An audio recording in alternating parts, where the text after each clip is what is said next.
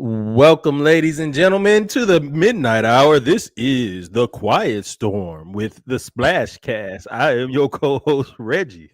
And I'm your co-host, Norwood. We are here for the vibes. This is the mic check. Might as well start with a little basketball. Mizzy Mike. Appreciate y'all for tuning in. Make sure y'all like, follow, and subscribe. We are here. The babysitter said I need a day off and decided to take a day off. So here we are 1 hour later than we normally start. Appreciate everybody for being flexible, including my brother Norwood over there celebrating Founders Day, I guess is what it is. Yeah. Happy 114 to the Q Sci-Fi. Yes, it is our Founders Day. Let me stop. I said, shout out to is that what it is? Like I ain't know. I know. It is the beloved November 17th. Shout out to the Qs. Shout out to the Qs. Some of our biggest fans here are Qs. I appreciate the association by podcast for Norwood with that. But yeah, man, y'all know what it is when it comes to Monday Night Raw.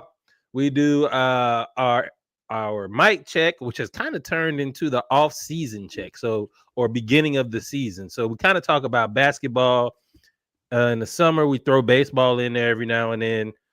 We had some baseball to talk, but again, we're gonna go ahead and all the frivolous stuff. We'll talk about that another time. Yeah, positive applicable. This is where we try to fit it in. There's no better way I could say it. As there was, but that was funny. But let's start out with the Hawks, man. Hawks talk. Before we get started with anything else, we definitely want to say RIP to the great Lenny Wilkens, NBA and Hawks legend. Yeah, this is just one of those guys, an icon, elite NBA player first. I think that sometimes that gets lost in translation because he was such a great coach that people forget he was also a great point guard first. Great human, great black man, all of the above. Job well done. The man, the GOAT himself, Lenny Wilkens. Yeah, man. Hall of Famer, former Hawks coach and exec, passed away this month at the age of 88. I believe, y'all fact check me, but I'm going to fact check y'all. He was the only person in the Hall of Fame as a player, coach, and dream team coach. Top 3 all-time in NBA coaching wins with 1,332. That was just his impact on the court, with even a bigger impact off the court. So we want to say RIP to the late, great Lenny Wilkens. Boy. The latest and greatest. Man. With that being said, we're going to move right on. Ooh, West Coast road trip. Hey, man. I know he's about to say, go ahead.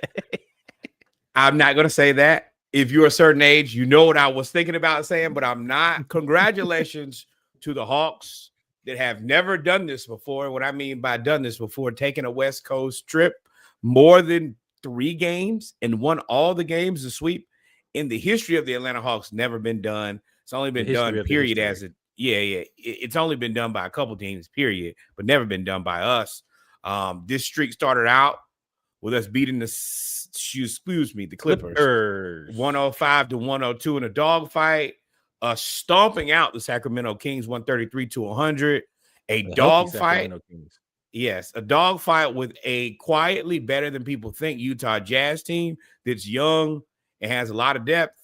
And then a 22-point comeback against the Phoenix Suns last night. Which one do you want to start? Where do you want to start? We're going to go right down the list. So with the Clippers, we did play that game 105-102. Our average margin of victory in this 4 game winning streak is 11 points per game, thanks to the drubbing of the Kings that actually inflated that number. Right. But with the Clippers, I was about to say that is a trick bag. With the Clippers, what's crazy about this road trip is we won every way possible. So with the Clippers, and why I want to start with the Clippers is the role players. Bro, the role players came out here and really we could talk about we beat the Lakers at home too by 21-7 with Mo. But we'll stay on brand. And without who? We held the Clippers up under 45% from the field and at 100 and up under 105 points. Again, we've done that before. The kid Alexander Walker, V Creechy had what, 8 threes? Six threes. V ain't been missing, but he had 28 points, 8 of 10 from 3, 9 of 13 total, 3 rebounds, 2 assists. Also, Chris Stapps was a game that he played. He only played 20 minutes, went 9 and 9 from the free throw line. In 26 minutes, gave us 20 points, 4 assists, and 3 rebounds. Jalen Johnson, 16 points, 10 rebounds, 8 assists. It's really, really cool to watch us play balanced basketball. The ball doesn't stick. Everybody either shoot the open shot or pass to a better shot. That does come with some shot clock just running out of time. That's going to happen. But we're not shooting bad shots. We get a fair share enough of shot clock violations, but that means number one, that's ball control. That means the ball is moving, and if you catch us at the end, it is what it is. But the ball doesn't stick, and it's exciting to see different people on different nights kind of get it, however they got to get it. But also, I'm not putting a ton of stock in this because the Clippers stink, and it's because they're all hurt. James Harden is balling his ass off. Kawhi is gone. Beal is gone. Derrick Jones Jr. after today is gone for 2 months. So they kind of old and falling apart.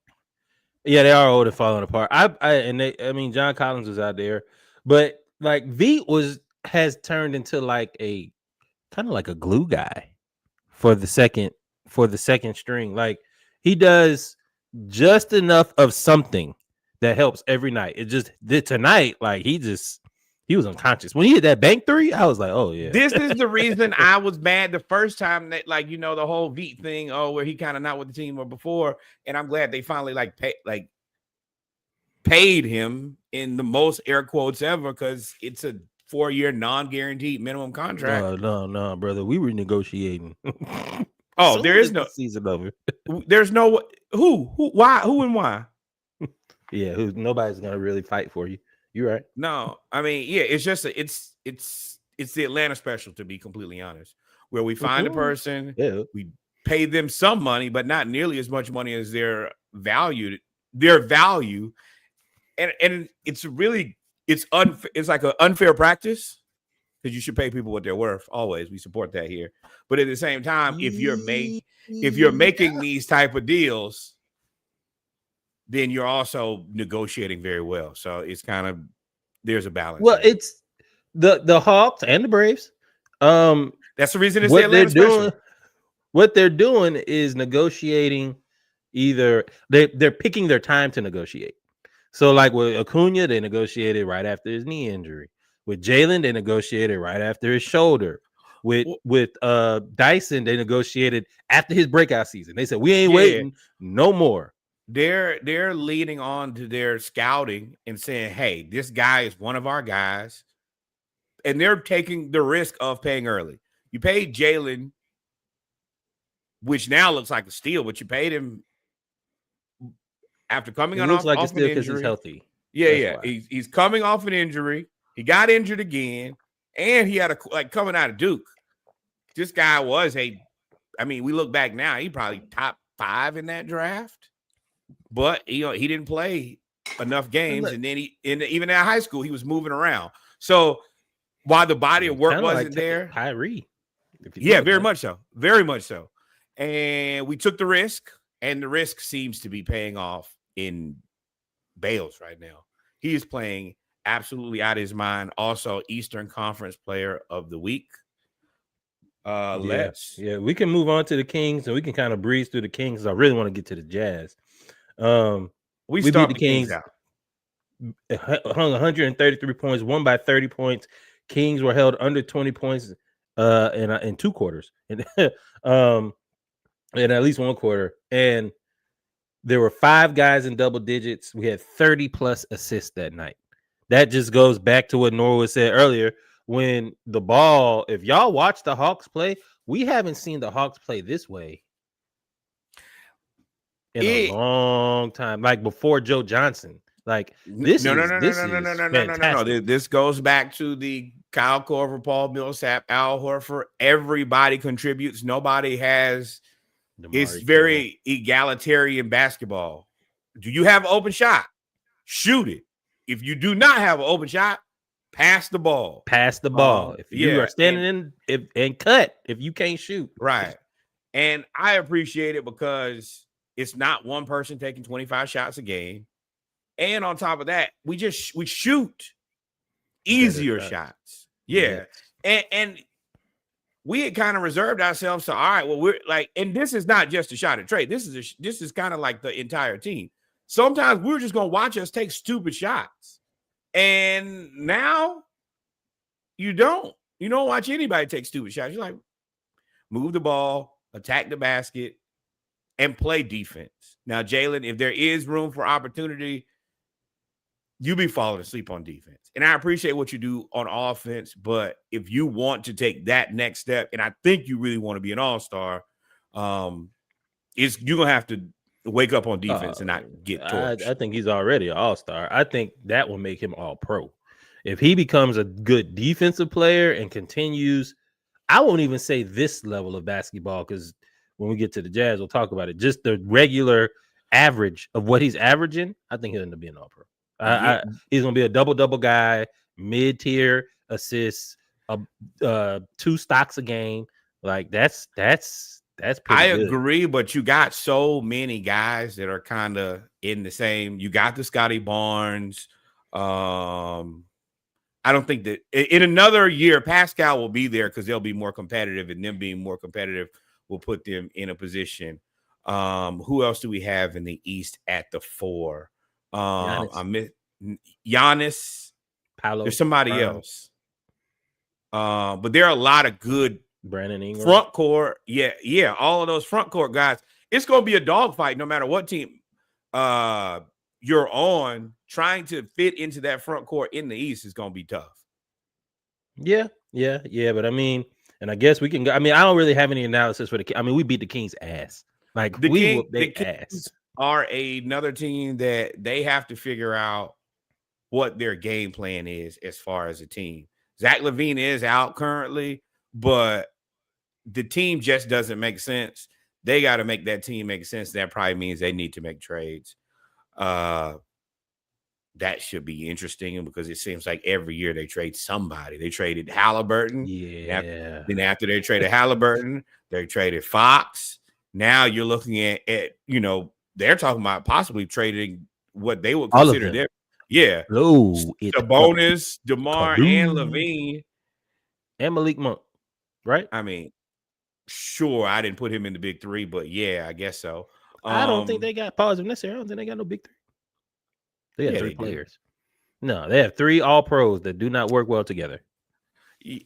Okay, yes, sure. You can't have a big 3 and be losers.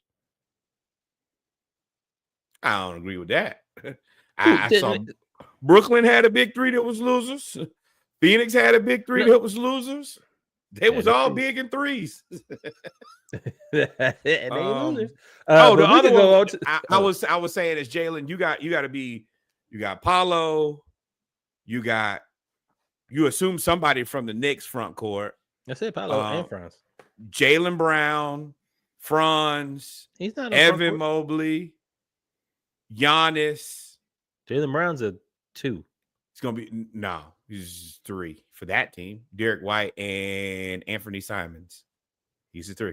Hey man, he's unfortunate. I think that him and Jason Tatum have gotten both a raw deal of playing the wrong position. I think that Jaylen Brown is better at the 2. I think that Jason Tatum is better at the 3, but team makeup has forced him to play out of position, and they've done a good job with it. Yeah. So, I mean, we did play well against the Kings, but the game of the week in terms of performance from that really got him Eastern Conference Player of the Week and may probably be Player of the Month was Jalen Johnson's performance against the Utah Jazz. Otherworldly. 31 points, 18 rebounds, 14 assists, 7 steals. This is a historic performance. Was it Kareem the only person who they said had a game like this? or Nobody in Jesus. terms No, of no, that no. It's exact. yeah. It's one other person. It's yeah, I think it's Kareem that's in that conversation, but that's it. No, because the Um, 7 steals is what sets him apart. oh no, Nah, no, no. It was yeah, Magic Johnson because Magic Johnson has 6. He had almost the yeah, same yeah, game. yeah, yeah, and it was. I was just watching like dog. I think I kept putting. I was like, y'all see what he's doing? Like I couldn't even get hype. Like I couldn't. Because as hype as I was for Jalen, I was even more hype that Okongwu was letting that thing fly from the 3-point line. He hit Wait, 8 threes. Veet cooked first. Veet went 6 to 8 from 3. He came, I think he hit 6 threes in a row. And by the end of the night, he was an afterthought. Like hitting 6, Yeah. like this is a guy who is on a unsecured minimum. 6 threes. On a heater. I think he's Right. like 15 or 20 for the last 3 games. He finally cooled off a little bit yesterday. Then, like you said, Okongwu 8 of 14 from 3. This kid went from 0, like not shooting any threes his first season, to Sean now Marion shot. it's very much so. I see why they want to leave him open because it doesn't look like, oh, he just finna knock it down. And he's like, oh, I'll play into it and continue to look surprised that they throw me the ball every time and throw it up there. And it's got a high arc and drops. But go ahead. And this is where I get frustrated about him not being in the starting lineup.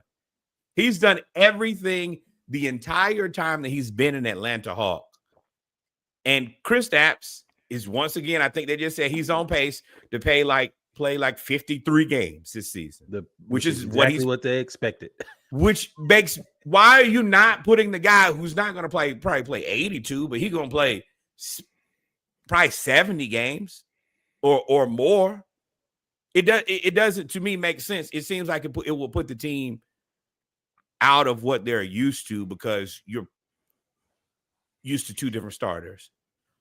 He also had 11 rebounds in this game, 2 assists, 2 steals, 3 blocks. When I say Okongwu was cooking, I was like, dog. But Jalen Johnson kept doing like cross-court passes. Like he would post somebody up, and Jalen was whoever.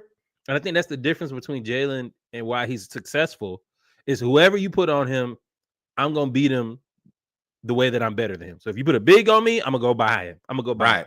If you put a big and you sag off, of course we broke the record for threes, right? Like we once we were that hot, I was like, okay, well, this is gonna be a crazy because we didn't play great defense. You can see this. We played terrible defense. We played terrible, awful defense. I want to be very clear. As good as we were on offense, we were that bad on defense, and I blame that on Quinn because Lloyd cut our ass. I want to be very clear about that. Lloyd had 47, 42? 40 points on 25 shots, 7 rebounds, which he never gets 7 rebounds, 2 assists, 1 steal. Only +4 after shooting 40, after scoring 40 and on 25 shots is crazy. It frustrates me because Quinn, you got a guy to fix this. Mo Gay. I need him to understand that when we're getting our ass cut on offense, Mo Gay needs to be the safety belt every time. Oh, okay, somebody getting killed. Don't worry about it. Don't worry about it. Mo, that's your job, no matter what.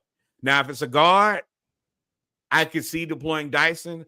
I don't want to give Dyson all the defense in the world because he also is right now somewhere between our facilitator and co-facilitator.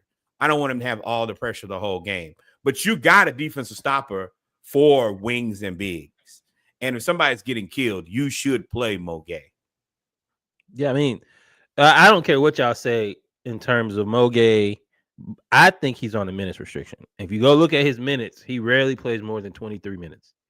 Like he got 15 this game. He only had 3 personal fouls. But I get why he only had 15 this game because in the second half, again, Jalen Johnson, it was Jalen Johnson, Onyeka Okongwu. Jalen Johnson, Onyeka Okongwu. Jalen Johnson, Onyeka Okongwu. Nickeil Alexander-Walker, maybe. Jalen Johnson, Onyeka Okongwu. But so I get why play Mo at the 3. I don't care what you do because Lori kept them in the game the whole game because we weren't playing any defense. And Jalen was playing well enough on offense. You weren't going to take him out of the game as bad as he was playing on defense. Just call Mo. Mo's got to be the answer. Lori playing, shooting all those shots. If you look at Keontae George was the only one other than Ace Bailey that had more than 10 shots. Ace Bailey was 8 of 13. Keontae George is 7 of 19. So because you were playing, you let Lori, you kind of did what the Hawks kind of do. This is exactly in the past. Is just let him Lori go off, and then everybody else just be boo boo. But he went. We would have lost if we did not shoot like we did that night. Yeah, but I mean, Lori ain't every night going for 40 on 25 either. Like that. Their defense is terrible, and that's the point I was saying the whole time about this whole road trip. With the Clippers, we won with defense. With the Kings, we won because we're better. With the Jazz, we outscored them in every way possible. And then with the Suns, we got down by 20 points and came and got mad. That was so exciting to see, not just the comeback, the fact that Risha Shea got hurt, Dylan Brooks was talking shit, and the Hawks came back in the fourth quarter when they were down by 20 and got angry and was talking big trash. It was a very focused anger, and it wasn't like the emotions got the best of you. They were just like, oh, y'all on bullshit. Cool story. We are too. And y'all want to, okay, y'all went up 20. Y'all went up 22 ever, 20 run in a row. 20 to nothing. And that, because Dylan Brooks, once again, if somebody's going to kill us, and that's what really frustrated me was, if Devin Booker kills us, that's fine. Devin Booker, certified murderer. If he gets it done, I'm not upset about anything. But Dylan, once again, 30. As soon as you see him torching us like that, you got to say, hey, Mo Gay, get him. That's his job. You're not the enforcer, but you're supposed to be the fire extinguisher. Every time somebody get hot, just let 8-foot Mo harass them for 4 or 5 minutes. And either you'll be more tired or he'll shut you down, one of the two. Now, Dylan did. He got in Jalen's head in the second and third quarter. When they built that lead, because we actually were up. We were up by like 15 in the first quarter. Then they came back in the second quarter, and I think it was a close game. And in the third quarter, they went kind of crazy.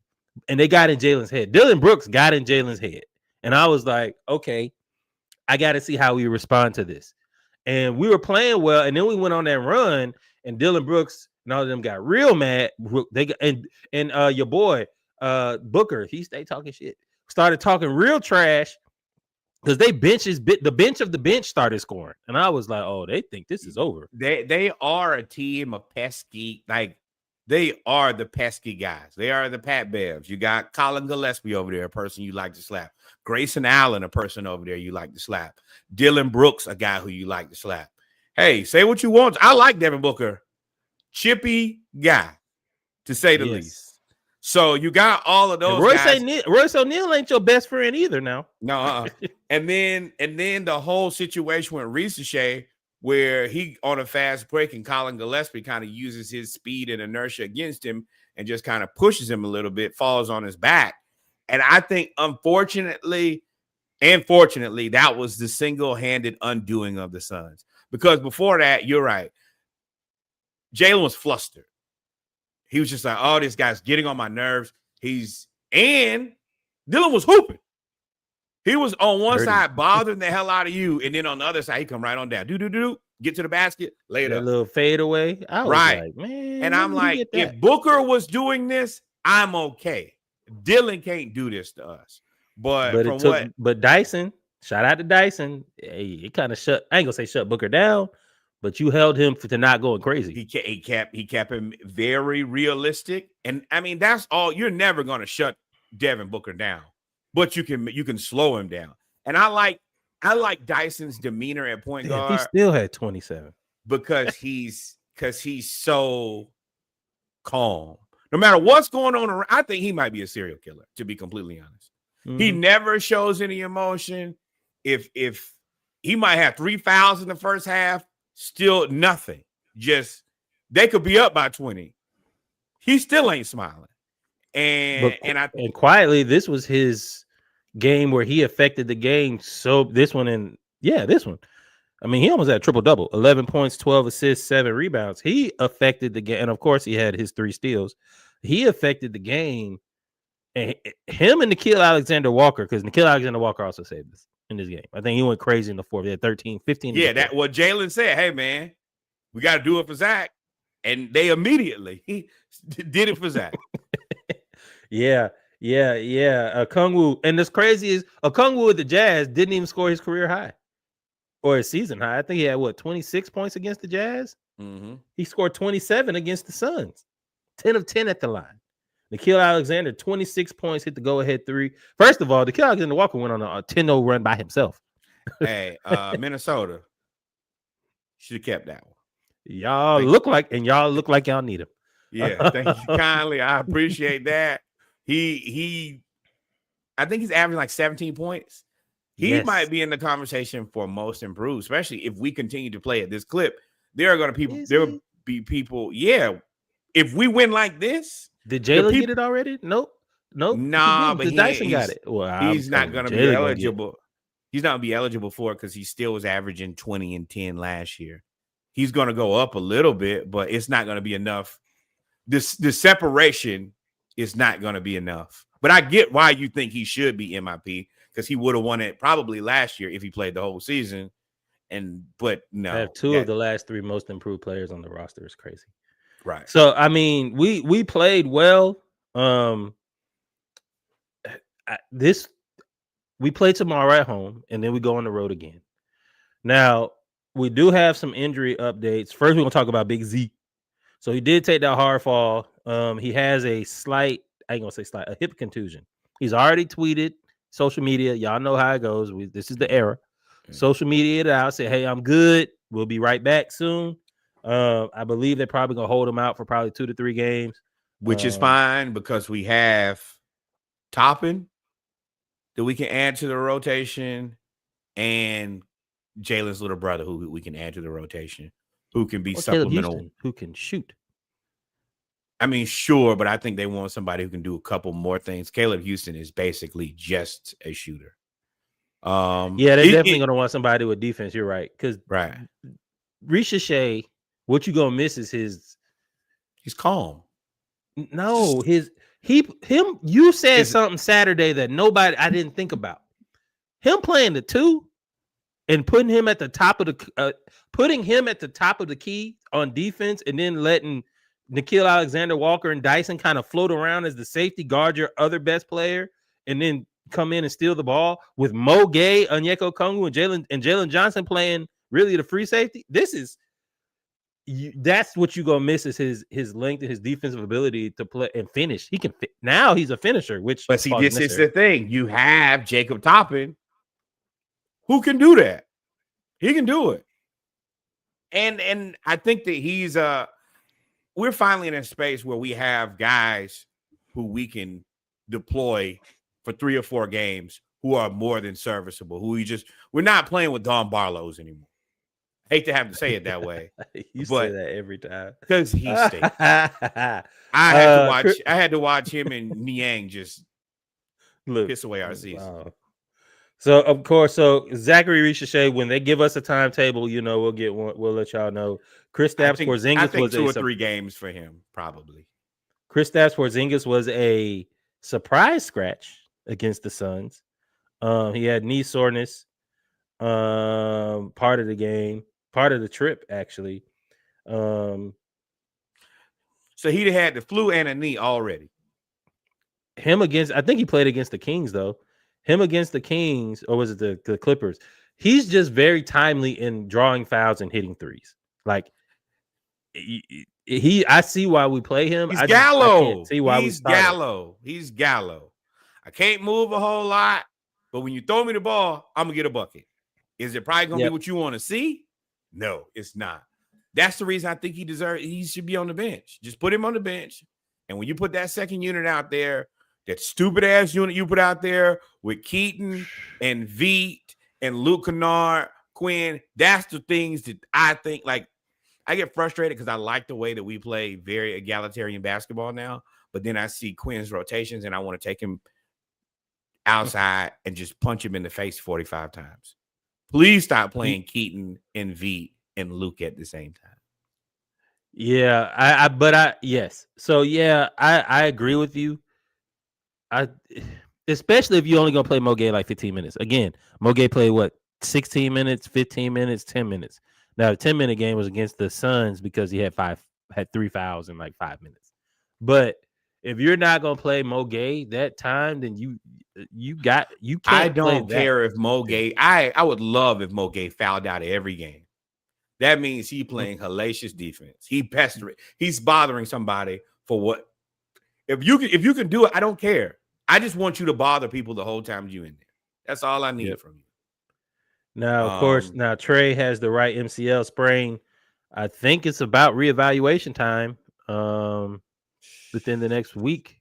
I think maybe 2 weeks. When did he sprain it? It's 2 weeks ago. Yeah, it's been. I think they said we 7-2. Yeah, that's about 2 weeks. So yeah, he by the end of the month we should know something. Now you better figure something out too, Trey. We talked about it before. You can't come in here and mess this up, especially if we keep winning. Ain't no ball stopping at the elbow, dribbling back. Ain't none of that. First off, Trey, this is Jalen's team. You may be in denial. You may come back and try to assert yourself as the guy who can pass and all those things. I'm going to let you know now. 31, 18, and 14. This is Jalen's team. I need you. And his stats are not empty stats either. He's getting these stats. And not shooting. He's not shooting the most shots on the team. No, not even close. Right. And Okongwu's hit them things. But so Trey, I'm looking at you now.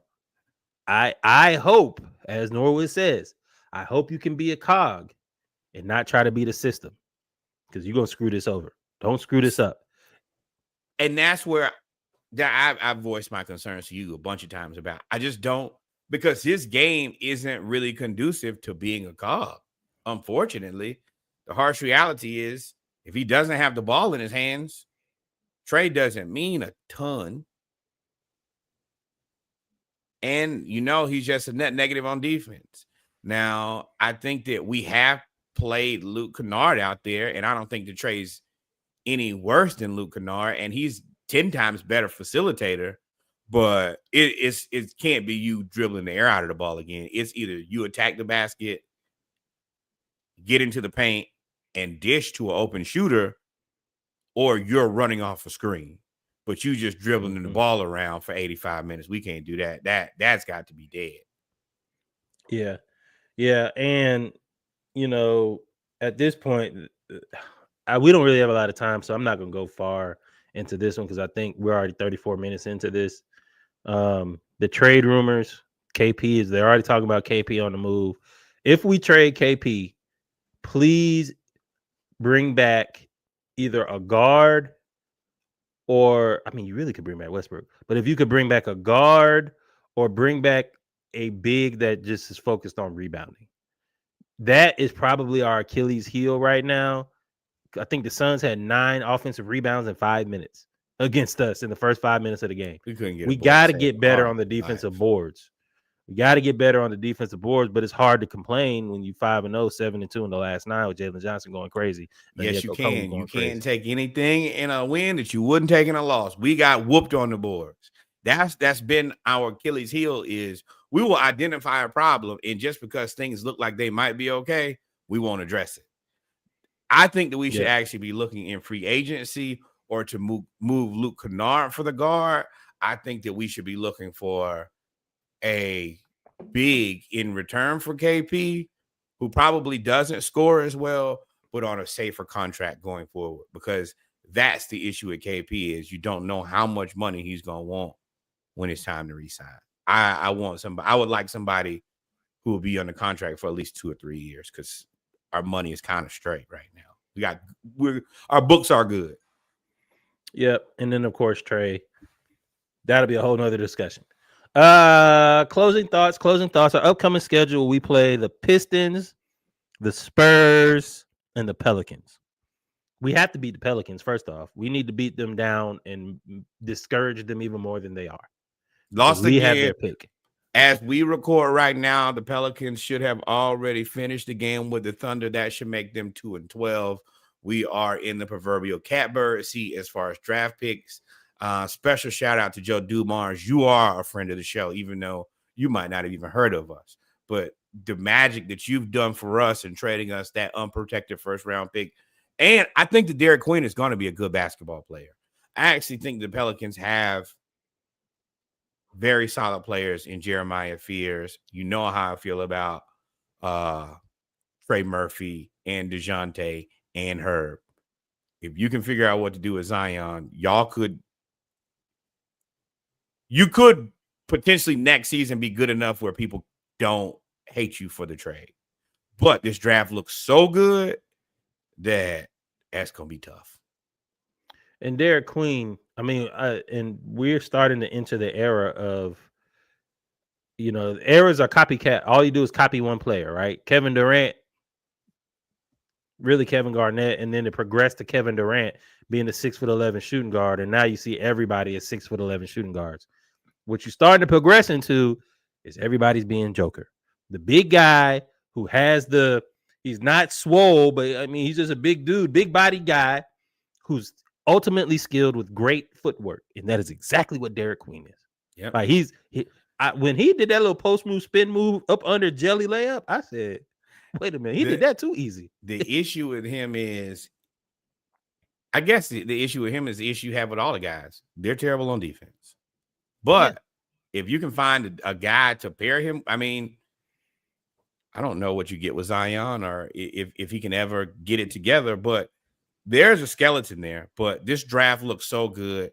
And if the Hawks draft in the top 4, you're talking Darren Peterson, who they're calling Kobe Bryant, Baby Boozer, who's basically 20 and 10 every night on 12 shots. Yeah, he's just 6'9". That's the only thing.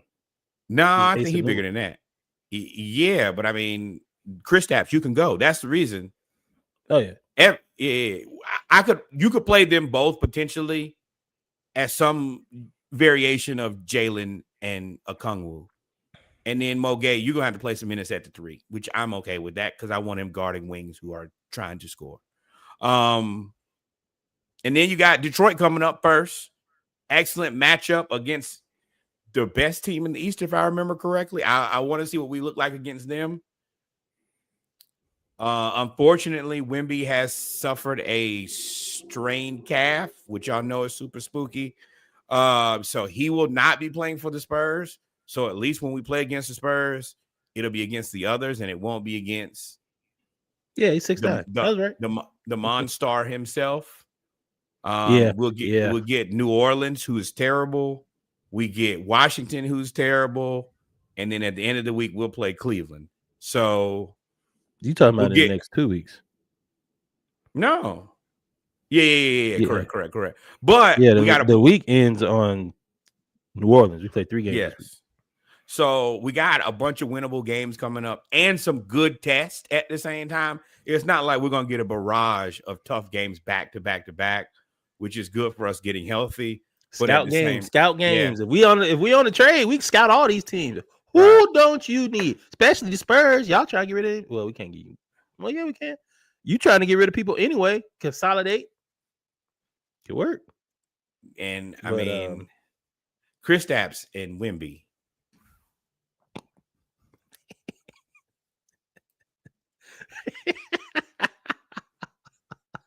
I don't even like Kristaps' game, but I'm gonna tell you. That Wemby would be that would high low would just be high. Stress. That's where you just start punching people. But that's it. Wemby seems like he bought that life. Steph Curry left Under Armour. He's probably going to stay independent. I don't know where he's going. I think Nike or Jordan. I think he's staying independent. he let Under Armour develop that sole that he likes specifically, that gives him the specific traction that he needs. He has everything now. He has the infrastructure. And I mean, Clay is already over there with Anta. So I mean, oh yeah, I can see him doing that too. To pivot to a more ownership style arrangement in the next deal. And then he paid tribute to Kobe against. You know how bad it has to be. If I'm the Spurs, I know we got Wemby, and I know we got this team, and I know we good, and I know Steph is old. Y'all scheduled me against Steph in a back-to-back. Why would y'all do that? That didn't make no sense. And he scored 80. What is it? 80 points? 80 points in 2 games. And then last night he laid an egg, but they just got they had it all. They got the Pelicans. But that was the first time I was like, man, maybe. Yes, I did lay an egg against the Pelicans. And just like Jordan said when he was drunk, if y'all can't beat these people without me, y'all don't deserve to play. Yeah. And I mean, that one, there's potential. He wasn't going to hit a 3 ball at all in that game. He was at half. He was over. And I mean, Jimmy gave him his first one on a fast break. Like, nah, you take this. You need a bucket, brother. But they still stomped out the Pelicans. Appreciate y'all guys doing that. Anything y'all can do to support the Atlanta Hawks or the Splashcast, always remember, like, follow, subscribe. We appreciate it all here. LeBron James. So gambling still going on. Now they asking about LeBron and Orlando. So I think that's 100% sure they're not gonna get LeBron. They're gonna be a fall guy. Gonna be a fall guy. I don't think that they're even close. I think that it's one of those things where if you can say the Lakers, then it's great because now you're just going to get a ton of clicks. I think that's clickbait.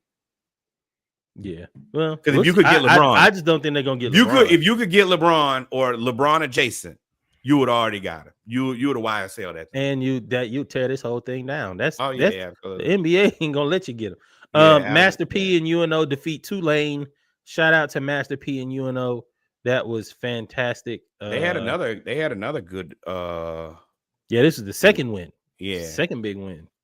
And in basketball season, earlier in the season, this is when we get all our braggadocious wins out. HBCUs beat other teams. We get a chance to actually showcase us. So, and smaller schools. So shout out to them as well. They beat TCU 78-74, beat Tulane 85-63. Beat the shit out of Tulane. Right. With that being said, ladies and gentlemen, we're gonna take a break. We will be right back for our regular show, not the mic check. We will come back with our HBCU news around the culture, followed by college football. Ha ha ha! And then we'll be back with cry, shed tears, depression. I ain't crying. NFL. I ain't crying. Y'all stay tuned. I ain't sad. I ain't mad. You gonna be stupid? I'm gonna let you be stupid. How about that? We shall return. Yes.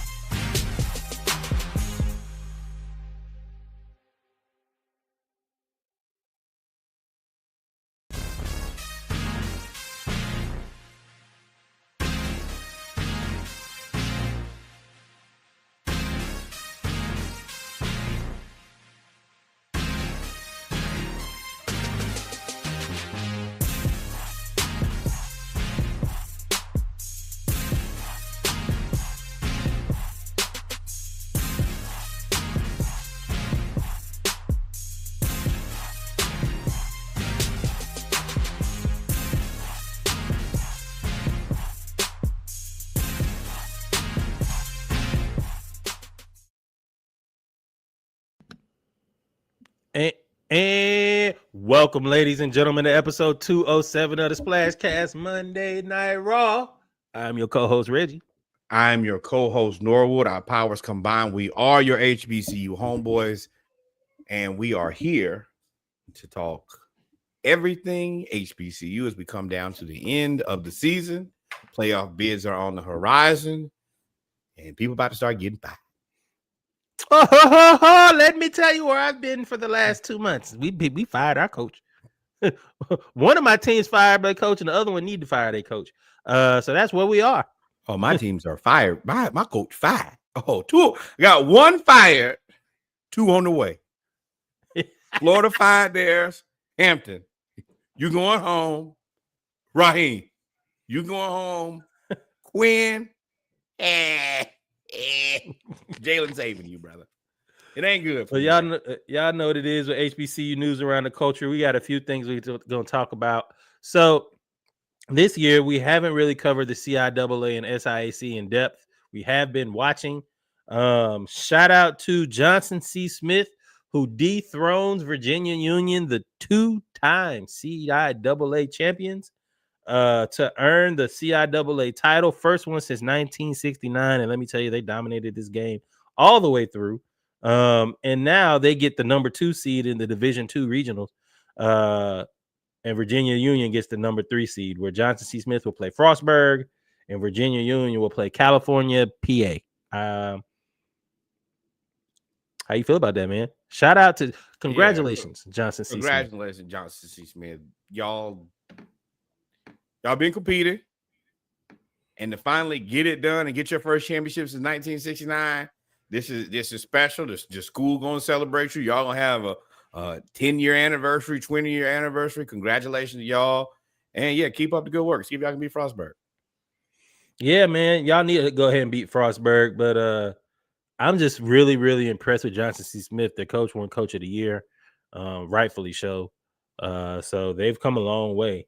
And to dethrone Virginia Union is no easy feat. Moving on to the SIAC, Albany State. I don't know if that's an upset.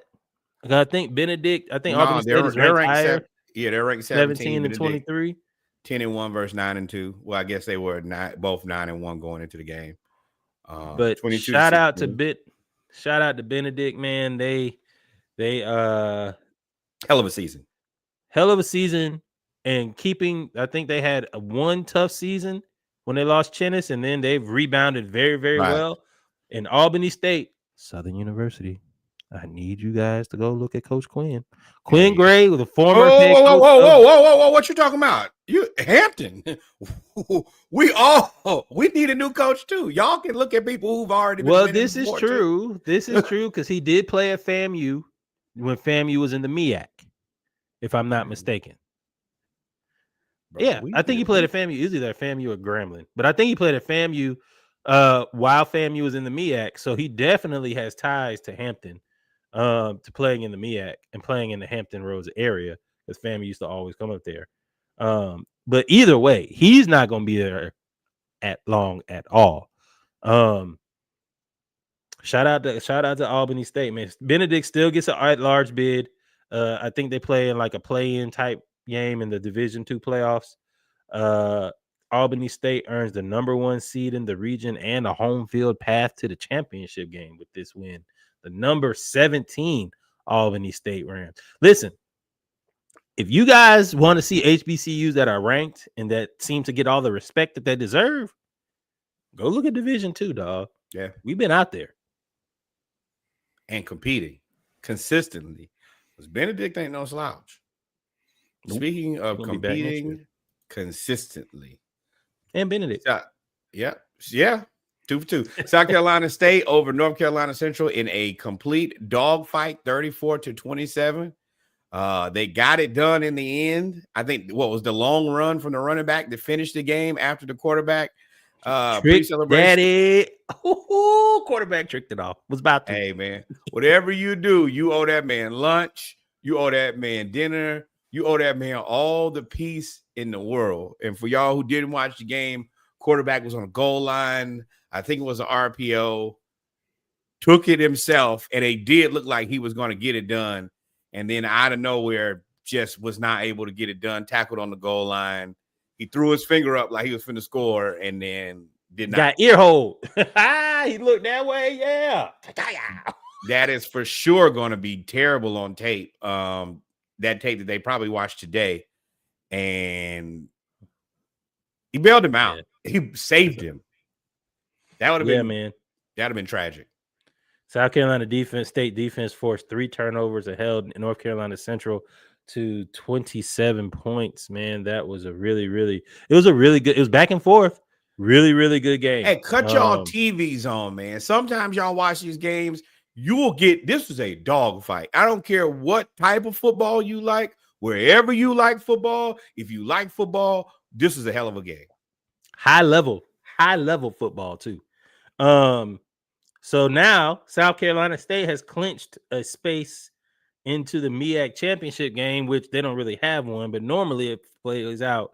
They schedule the big 3 or 4 teams that can compete to play at the end of the season every year. And this year, it's going to be Delaware State. Delaware State and Deshaun Jackson in his first year. The story of the year, really, in HBCU football is the Delaware State Hornets, who beat Howard, the dog park, as Norwood calls them. Not that type of dog either. They none of that. Not today. It's just where you take your dog. Deshaun Jackson, congratulations, man. Yeah, but it ain't Hampton either. But congratulations on a big win. Congratulations on a big win. Congratulations on more wins. I feel like Del State probably ready to re-up him right now. He's come in with a vengeance. Well, the being able hiring the transfer portal and the NIL and giving, allowing you to now hire bigger names is such a tool now. And Delaware State, along with Deshaun Jackson. You gotta stop. I don't want y'all to think. Yeah, I do. You got to stop. I don't want y'all to think that Deshaun was hired just because of the name. His father was a great coach. He grew up in the coaching profession, watching his father. I actually watched a video where his father was so involved that when they drafted him, Andy Reid said, "Your dad kind of got to back off." That's a different conversation for a different day. That's a little strange to me. Well, that just means that he knows what he's doing to me. And the fact that now you kind of got best of both worlds. You got the millennial, still in tune with the players, former professional, who's also good at coaching, grew up in the coaching ranks. And he's happy to be at Delaware State. He ain't never been to a black homecoming before.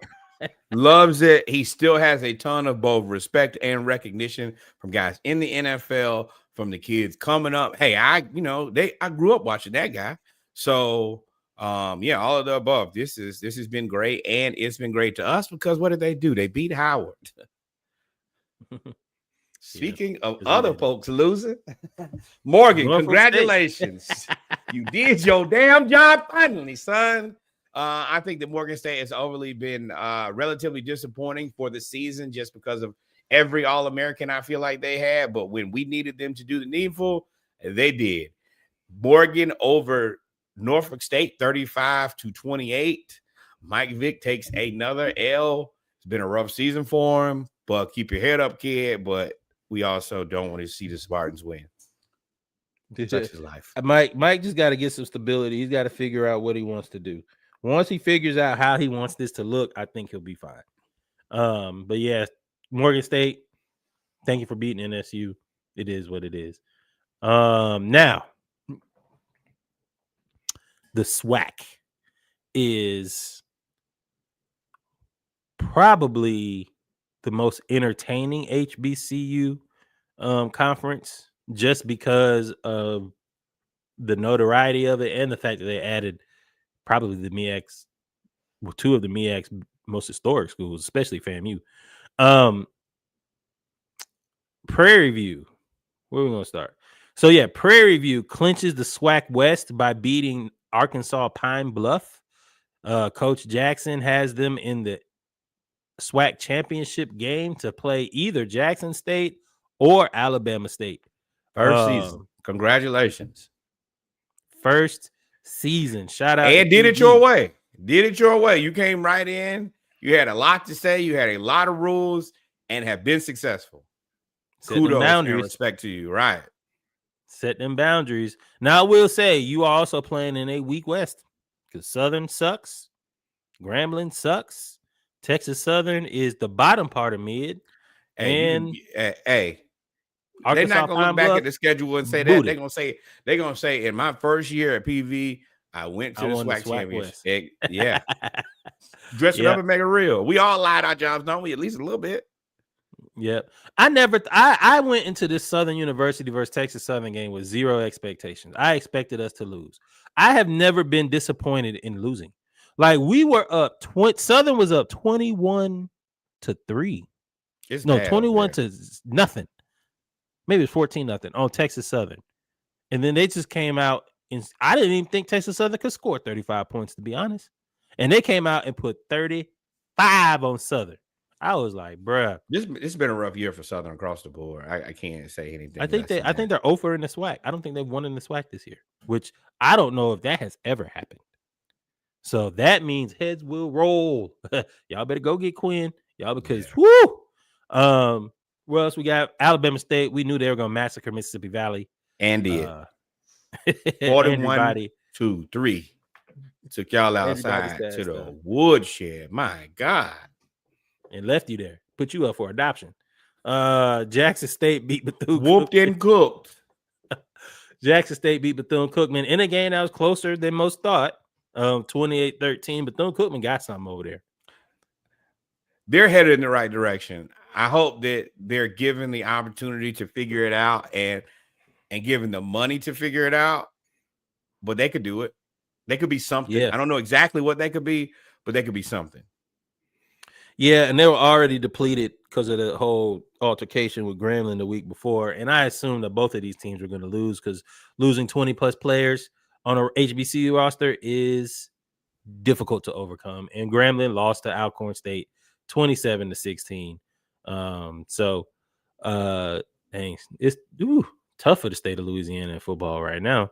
But that's the SWAC scores. I can't wait to see. I think Jackson State next week or the week after next should be able to clinch the SWAC East with a win. If they lose and Alabama State wins out, Alabama State will be there to play Prairie View.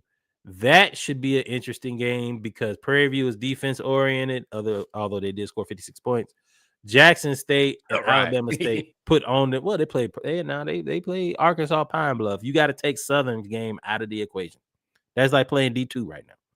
And then Jackson State and Alabama State are offensive heavy schools. So that should be fun. It's going to be fun the rest of the season. You got the MEAC championship next week. You got the SWAC championship first week of December. It's about to be Thanksgiving, so you're going to have all the rivalry games, Bayou Classic, Florida Classic, all of those. Fun time in football. It's a fun time for some people. It's a done time for some people. Let me tell you that. It ain't fun for everybody. Some of us season is over. O-V-E-R. Over. Abbreviated. Just like the season was. It was over like week 3. Man. My season's been over so long. Been so long. We've been gone.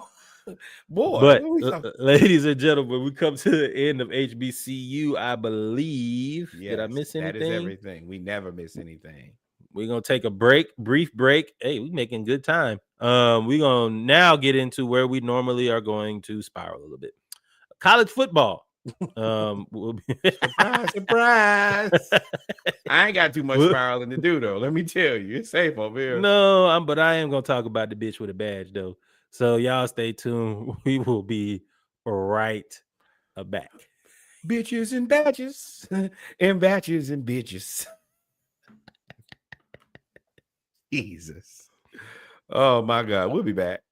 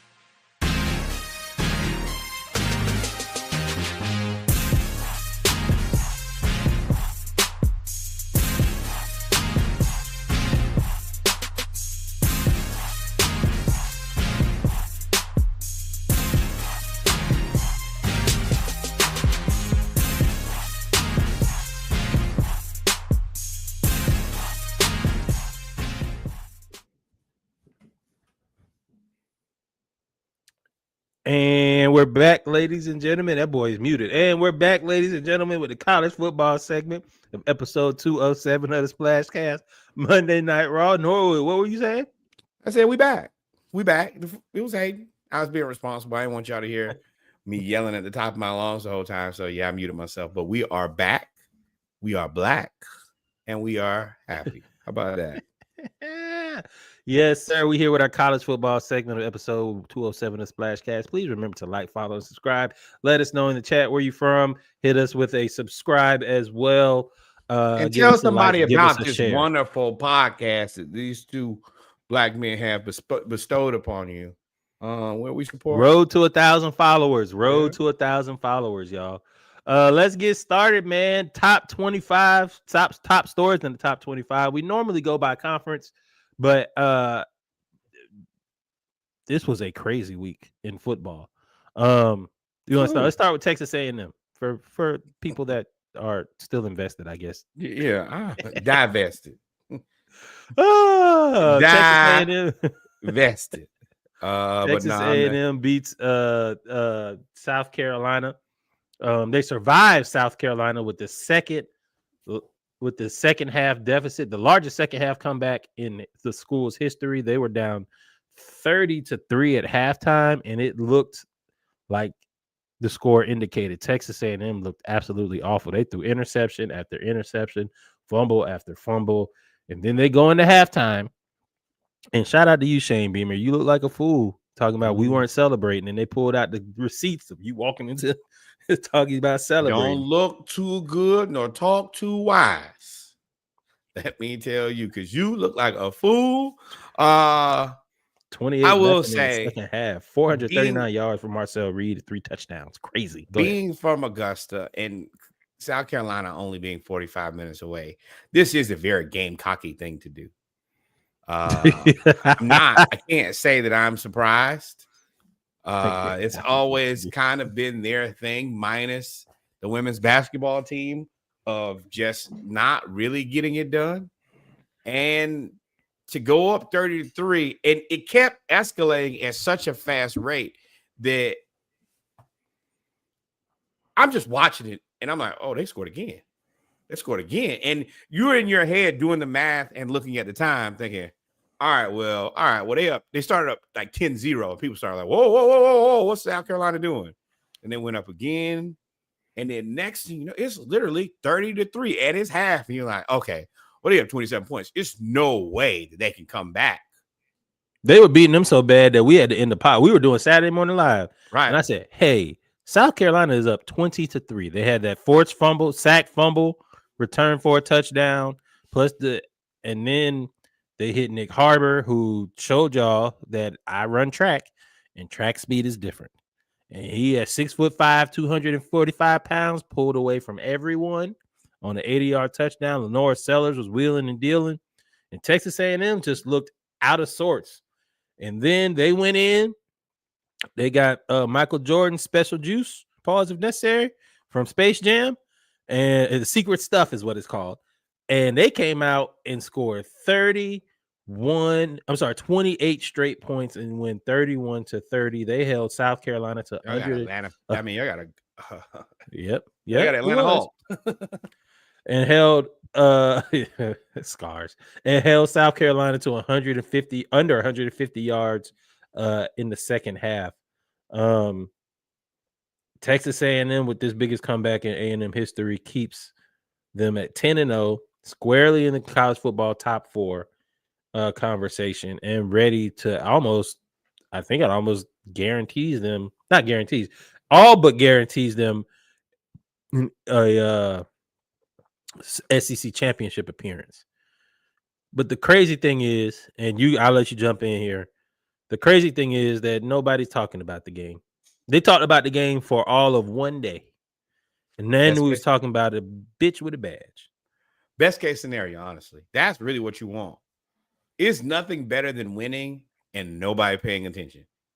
No microscope, no questions. Hey, what's the expectation next week? Oh, we got a football game. That's it. Now, what Reggie's referring to is the bitch with the badge, and I don't want to give this guy any more light because he's a terrible human who harasses college students. But I can't remember which person scores on this. Nick Harbor, 80-yard touchdown. Right. And the police officer decides to bump them as they're coming back out of the tunnel. He's going out of the tunnel. They actually are doing their best to avoid them because, of course, no reasonable human, and surely no black man is going to bump into a police officer.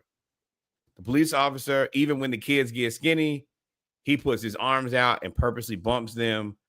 Subsequently, they say he was relieved of his duties for this, I guess, for this position, and they would do some type of investigation.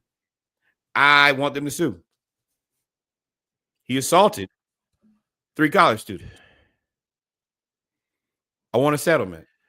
There's so much, and I promise you or y'all, a fade. Settle him or give them each 5-minute fade. I will promise you I will try my best not to go off for a long time. But he's a bitch with a badge, bro. There's plenty of reasons why he's a bitch with a badge. Nick Harbor is 6'5", 244 pounds. Number 27 is a running back who is 6'1", 230 pounds. The other receiver that chased Nick Harbor to see if he was okay is 6'2", 210 pounds. Somewhere in there, I think is what I read. You're a bitch with a badge because you wouldn't do any of that tough guy talk if there were no uniforms involved, right? Unless you had ill intent and you were there to try to shoot somebody, which makes you even a bigger bitch. You wouldn't have done any of that to those football players. They are all bigger than you, faster than you, stronger than you, everything. Time out. I don't want to assume. Give him the fade. I don't know. You might be Billy Badass in a badge. Give him a fade. Or, yes, I want a settlement because we all watched, and I was truly like, I put it in the group. I took a picture in the group. I said, hey, did y'all see that? I'm slightly being facetious, but I'm also being honest here. That was traumatizing to watch. To think that in the year of 2025, in the middle of an SEC football game, with every 8K, 4K, HD camera, and 85,000 eyes, you think you can do this? That's a problem. A big fucking problem. So, yes, pay those children. Pay those children's parents who had to watch their kids be accosted by a police officer while they're out being great students and representatives of their university. Yeah, you were such a hoe that they even looked at you like, bro, what are you doing? But the fact is that Nick Harbor pulled his hand, he tweaked his hamstring. Or let them fight you.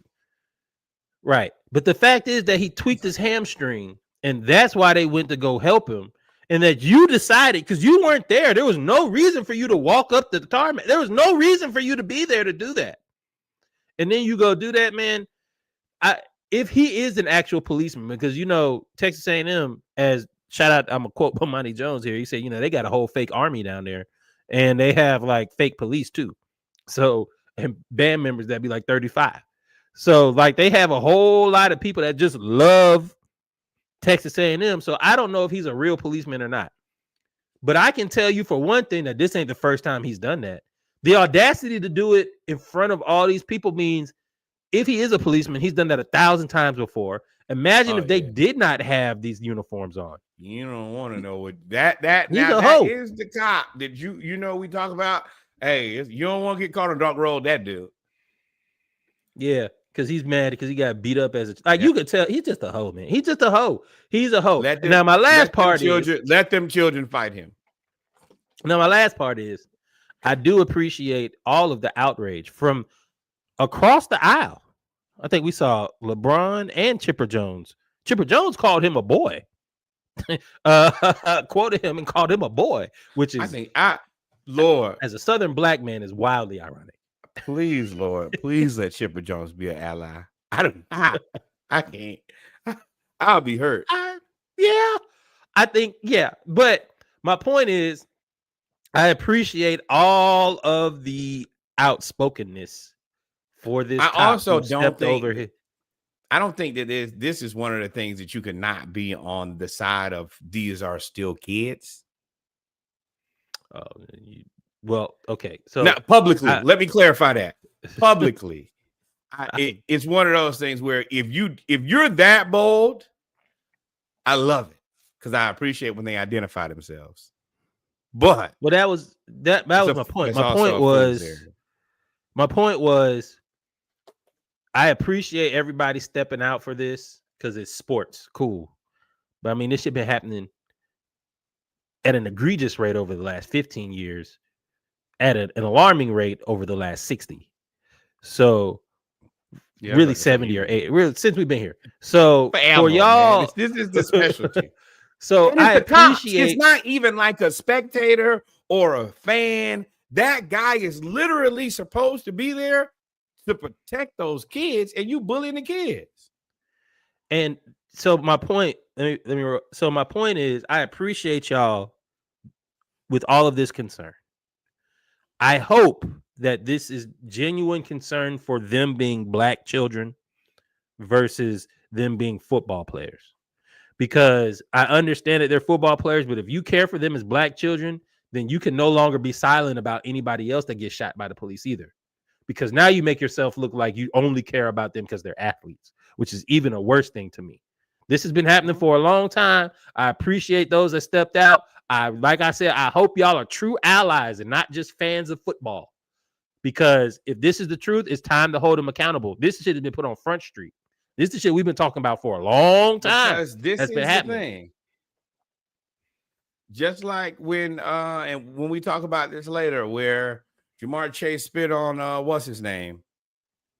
Oh, yeah. Had they whooped that police ass, they would have been like, "Oh, football players jump cop." Yeah, no, he kind of earned it. Sometimes you earn an ass whooping, and I think he earned it. But I mean, this game was too great. There were too many good things to go on in this game for that to be what we, Texas A&M and Texas at the end of the season is now one of the most interesting games in the country. No, it ain't. Not with Arch Manning. I hate to Arch say ain't it, played bro. that. I don't trust him. You trust him? He's not on my team. I don't trust him. And I'll be honest, not that great to watch either. It's not like, I got to sit down and watch that Arch Manning game. Nah. I'd like to see Marcel Reed. I like to see Concepcion, but do I want to see KC? You coming to Atlanta? So that was a good game. Texas A&M still's in there now. The upset of the day, had to make sure because there was a lot of games. The upset of the day: Oklahoma goes into Alabama, into Tuscaloosa, and beats the king of the SEC. You got to say Alabama for the last 20 years has essentially been the king of the SEC. And yeah, but I feel like they've been more. I mean, everybody's been a little bit more normal since NIL. I think they kept him. Saban left. I think those NIL they was about if Saban stayed. I don't think Ohio State wouldn't have none of them players. They'd all still be at Alabama. Nah, they would still. We're not in a point anymore of you wouldn't get any of the players. You might not get all the players that you want. Julian Saint transferred from Alabama. Caleb Downs transferred from Alabama. The starting center transferred from Alabama. I agree with that point, but I'm also saying that just because of NIL, everything's a little bit more. Yeah, you got to reprove your brand too. So it was a perfect crossroads. But still, I don't change the fact that you was the number 4 team in the nation. And y'all talking big trash about this revenge tour because everybody gave up on you against Florida State after y'all lost to Florida State, and y'all on a revenge tour and to show everybody who y'all were. Oklahoma has quietly, not even quietly, they have come into the SEC and beaten Bama 2 years in a row. 2 years. Beat them at home last year. Beat them this year, 23-21. John Mateer looks good now that his hand seems to be healthy. when he's healthy, is he the best quarterback in this conference? No, I don't know because I hate to say it. We'll get to it. Your man over there. Who? Pew pew pew pew pew pew. The gunner. The gunner. Oh hell no. But we'll get there. But also before we move on, we can go to the UGA game. But before we move on, Brent. I said before we move on twice. Brent Venables. You said we. I said before we move on to the. I said before we move on. You gotta turn your volume up. You turned it down before. Brent Venables. We said you need to come here to be that guy to stop these high-powered offenses. Let me tell you, they are now going to be in the top 10 after trick bagging it off against Texas. Of course, Mateer first game back. Other than that, man, they Oklahoma that defense looks really good. Really, and Ty Simpson, they had you flustered, bro. You would have thrown 3 picks if it wasn't for a stupid PI. Because you threw a pick 6, you threw a pick, and you almost threw one in. Simpson's just not that good. Y'all talking about Heisman. Man, hell no. Hell, giving it to over him. Who would you? I mean, the dude from Indiana. Gunner Stockton. Now,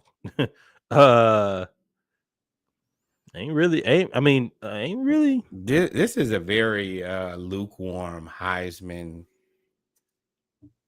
group. It's nothing here that I'm in love with. Nobody stands out. Nobody stands out except for old boy from Indiana. What is it? Mendoza? Maybe nope, Fernando. Yeah, yes, it is Fernando Mendoza. That's his name. Oh yeah. I don't know. Maybe Marcel. I don't know. I'm not necessarily in love with any of these guys. Whoever wins, let's look and see who they have. They have currently Fernando Mendoza, number 1, 2,641 yards, 35 touchdowns, 5 rushing touchdowns, 5 interceptions. Number 2, you have Julian Sayin, 2,675 passing yards, 25 touchdowns, 4 interceptions. Marcel Reed. You're going to give that to him over Jeremiah Smith. Marcel Reed, 2,632 yards, 28 touchdowns, 8 interceptions. Gunner Stockton, 2,269 yards, 27 touchdowns, 8 rushing touchdowns, 3 interceptions. That is impressive. 27-3. That ain't. I don't got an answer for that. And then they have Jacob Rodriguez, linebacker for Texas Tech, 97 tackles, 1 sack, 7 forced fumbles, 2 fumble recoveries, 6 pass deflections, 4 interceptions, 2 total touchdowns, 1 defense, 1 rushing.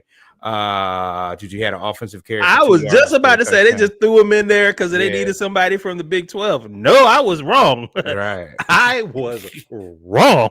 That boy kept going. That's his stat number 2. Wait, there's more. God, don't. But yeah, so now Alabama, this game against Auburn, let me tell you, Auburn, you can save your season. You fired Hugh Freeze. You're trying to get people to stay. If y'all can beat Alabama and knock Alabama out of not only the SEC championship. What's the name of the book that Obama wrote? The Audacity of Audacity. Must be dope. You crazy as hell. Why are you wasting? You can't. Reggie love to waste y'all time every week. No, I don't. You can't say that about the rivalry weekend. Anything happens, you throw records out. Auburn has been terrible in one. Hey, Kalen Dobert. Nick Saban will jump down because he's gonna be at that game. Because he gonna be there and he will whoop. No, he won't. He's gonna be at Georgia Tech that game. Georgia Tech playing Atlanta. Both of them are ranked. Auburn is not. Nowhere near. Maybe. I mean, that don't matter. Tuscaloosa ain't that far, especially for a private plane. Miss Terry will be there waiting on you. Don't worry about it. We'll get that figured out. You better win. Alabama, what you can't do, I'm going to let you know right now. The next time y'all play Oklahoma, Kalen Dobert, if you still there, The next time y'all play Oklahoma, it probably won't be next year. It'll probably be the year after next or 2 years. Whatever. The next time y'all play, you can't lose to them. What Alabama will not allow you to do is go over against anybody. You go over against any team, they will fire you, no matter what you've done. And they don't love you. The one thing they don't do is they don't love you, brother. So, but shout out to Bama. I mean, Oklahoma beating Bama. And then, of course, we get to the absolute thorough drubbing of Georgia beating Texas 35-10. And I say drubbing, but it really was like a light switch because this game, Georgia looked dominant in the first half. They were up 14-3. And then Texas comes out and scores in the third quarter to make it 14-10. And Arch Manning and that offense started going. Texas choked this game away. Georgia is a better team, but Texas choked this game away. They had like 4 drops. And Ryan Wingo, that receiver, boy, if he could ever catch the ball, he'd be like a top 10 talent. He just can't catch the ball. They can't catch.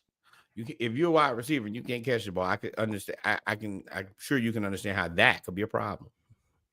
Yeah, and Georgia was just out way more physical. And then they did that when Kirby did that. So first of all, Georgia scores, take it 21-10.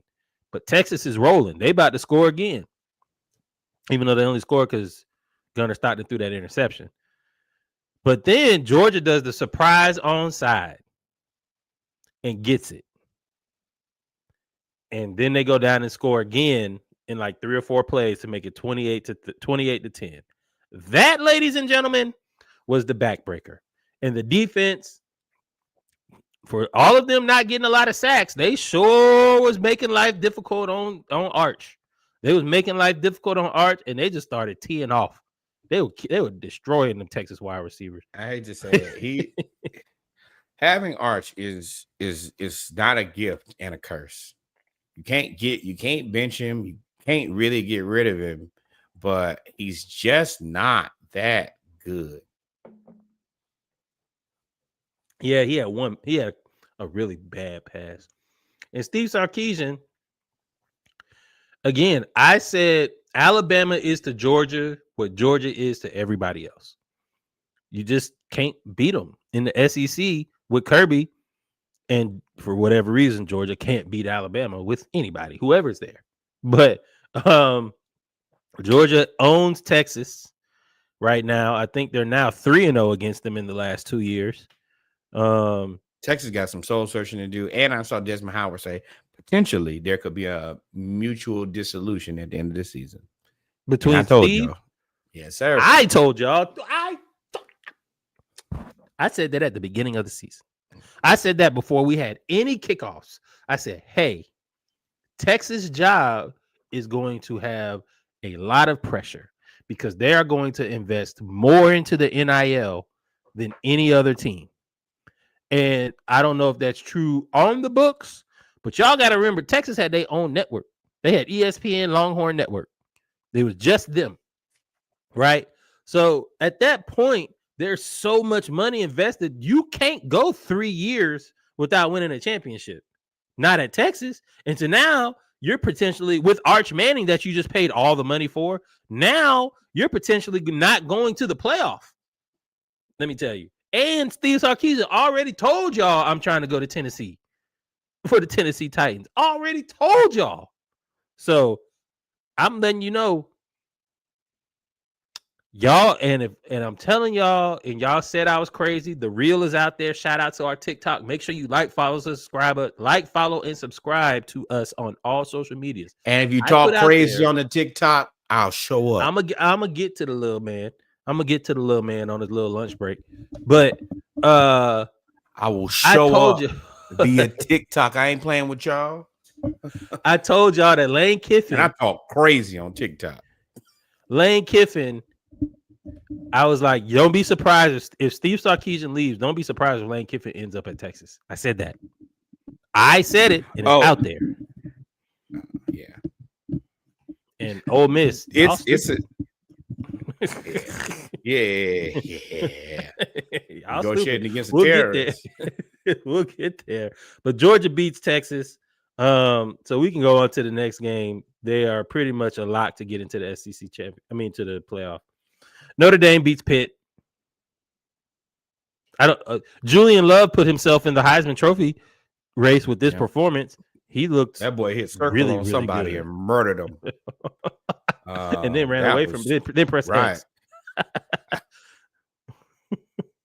As Catch out the me door. if you can. Right. He's a monster, man. He looks good. He reminds me of Bijan a little bit. Notre Dame is going to walk themselves back into playoffs. Right it into doesn't the playoff. matter what happens. The Catholic Church is going to protect them. They are. It's not even. I hate the luck of the Irish. It's not luck. You're imposing your will. That's what you're doing, and you're calling it luck, right? It blows my mind, the luck of the Irish, and you're doing everything. You don't have to report nothing. You don't got to say how much money you pay, who you pay, when you pay, nothing. You ain't got to do nothing. You just got to be out there and have gold helmets. You're on TV on NBC every week now. And it's nobody's like, conference but plays the ACC schedule. And don't win Nathaniel. That's my only thing is win something sometimes. You know who wins for y'all? Your women's basketball team. That's who wins for you guys. Quintuple Not this double, football team. Had. Right, she got her ass cut that next day though. Boy, it was 10 times terrible. But I mean, you know how that goes. Negative regression. It's gonna bounce back. We're done with Notre Dame. We'll see y'all in the playoffs per every other year since the beginning of time. There we go.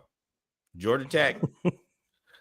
Georgia Tech. Hey, you were right. I'm gonna let you have this one because you said this on Saturday, and I was like, this game's gonna be over by the end of the first quarter, and it was not. Bill O'Brien said, I said you gotta watch him, and somehow, I mean, Georgia Tech also is notorious for kind of letting games out of control early and then spending the rest of the game fighting back to get it done.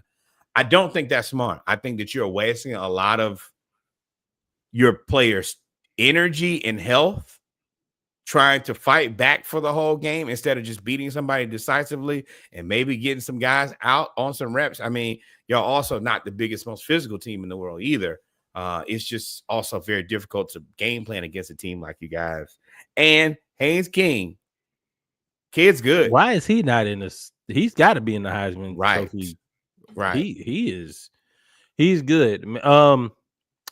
He's got some Tebow charisma too, where it's like, okay, we might be struggling. Just get on my back and we'll get on. We'll get this win.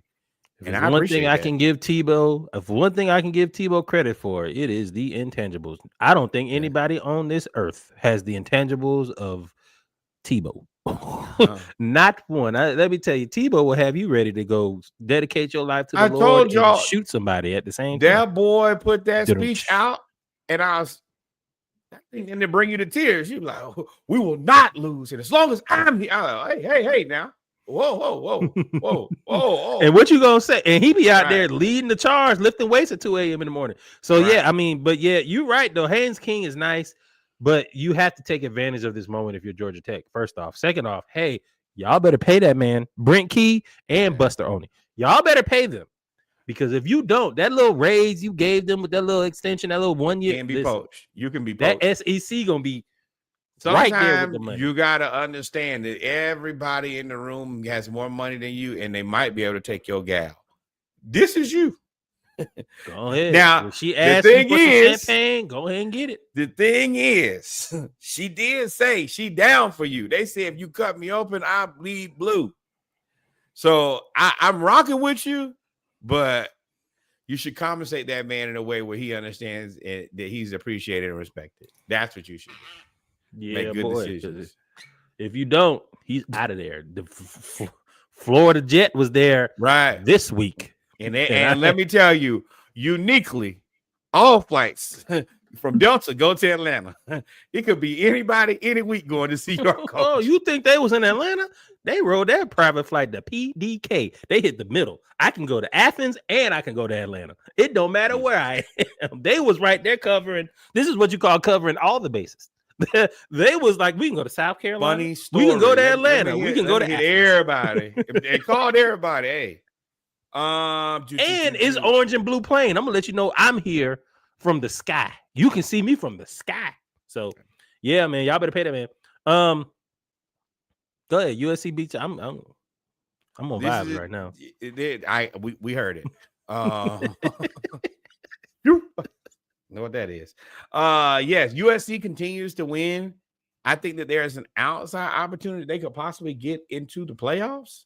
I have to look and see, but they continue to. It's like once there's no expectation, they felt more comfortable, and they found a way to consistently, quietly win. I think there's peace in not having stress. They're 8-2 for the season on your schedule. Not having stress on your schedule. Is that what you're talking about? No. They got Oregon this week. Yeah, this week. That's about to end their contention. Before that, they had Notre Dame, Illinois, Michigan, Notre Dame, Iowa. Nope. Oregon. Not by Big Ten fans who said, "Hey, you are your record. It doesn't matter who you play." Nah, Illinois is trash, according to the Big Ten logic. Wins and losses only. It doesn't matter who you play. Well, the other part is, I mean, they're both 6-1. Like at this point, USC, Oregon, Michigan, all 6-1 in the conference. And USC, if total, right? if USC beats Oregon, I don't know who. I think Ohio. See, this is what's terrible. Indiana until Ohio State. Indiana's already there.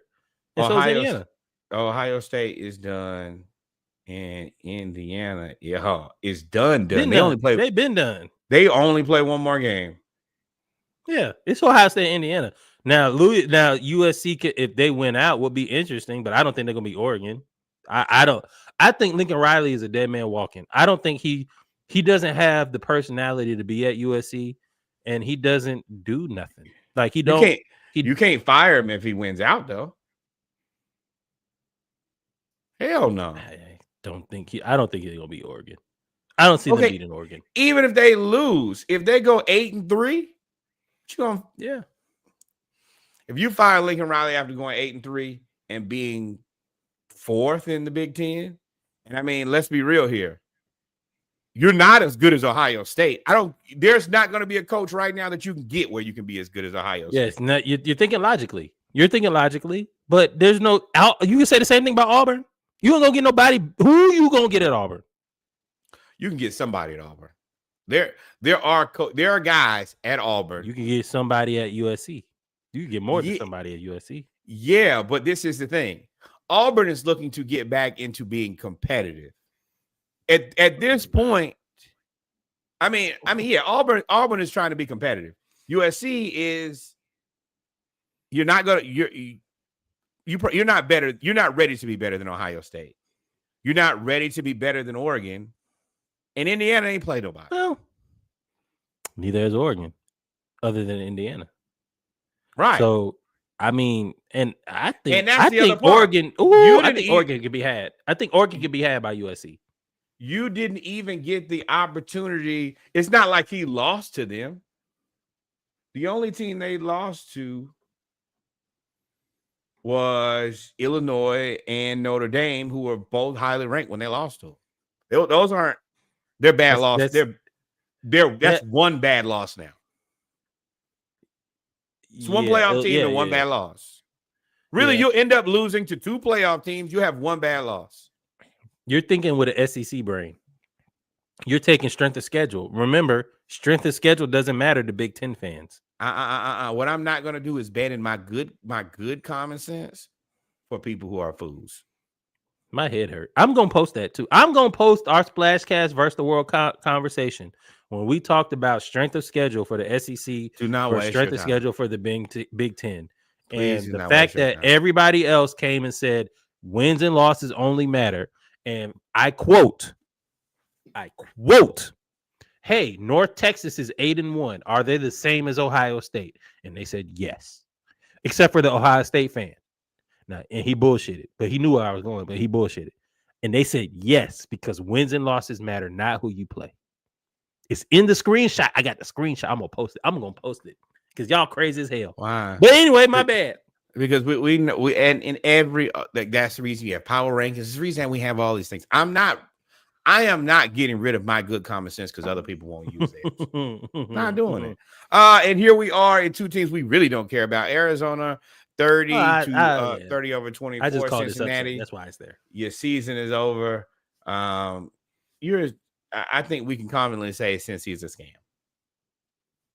Well, I mean, I don't know about scam. They're not as good as the upper echelon of the Big 12. Yes. Yeah. I think that, yeah.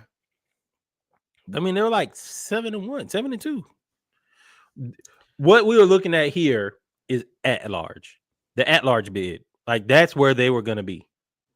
Well, no, they weren't. But they were gonna be close to it. No. Ain't better than anyway, BYU. Hey, shout out to y'all. It is ain't better than Utah. Ain't better than we none ain't got to of go it. through what you right, big dog. As soon as I thought about it, I said, You know what? Yeah. It was not my best work. Speaking of not my the best Kiffin Bowl. work. Good Florida fan. This is a tricky game. Florida actually played their ass off. We stuck with them until the very end and just did not have enough. And to be completely honest, it's a little tough of a loss because we had a bunch of guys hurt.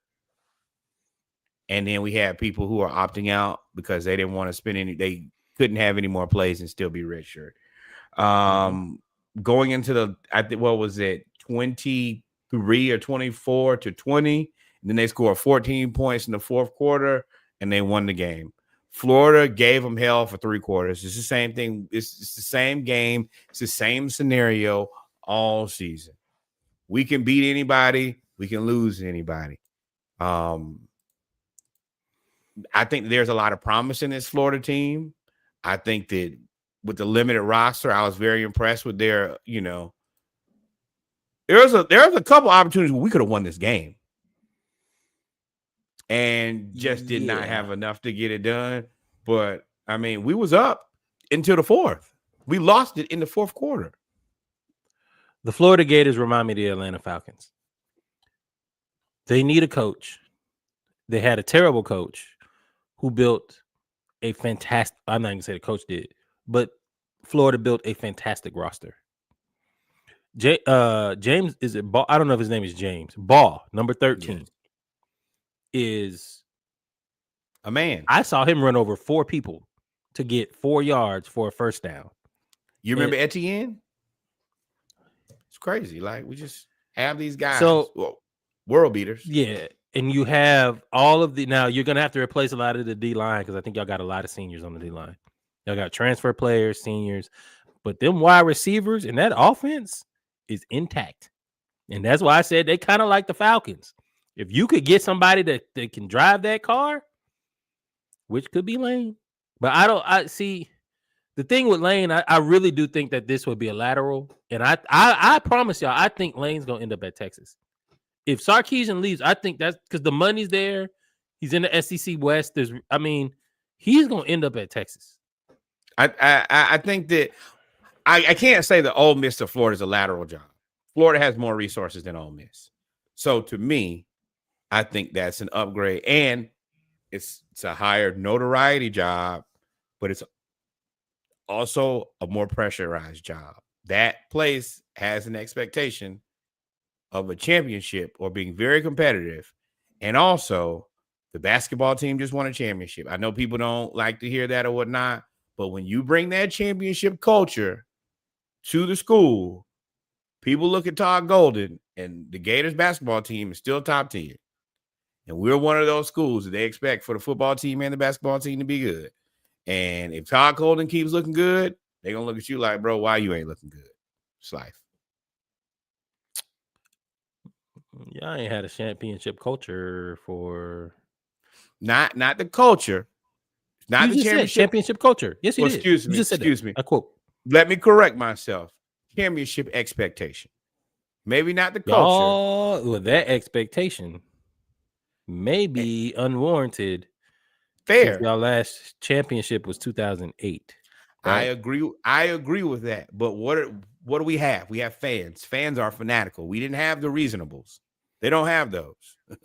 They're the expectation, myself included, is: are we playing for a championship? Or are we going home? Those are the two options with Florida.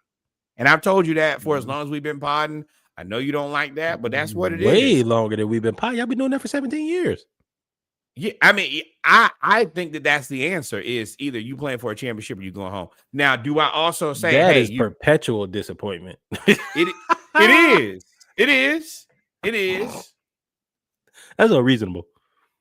That's It unreasonable, is, especially for at Florida. sure. Y'all had Spurrier.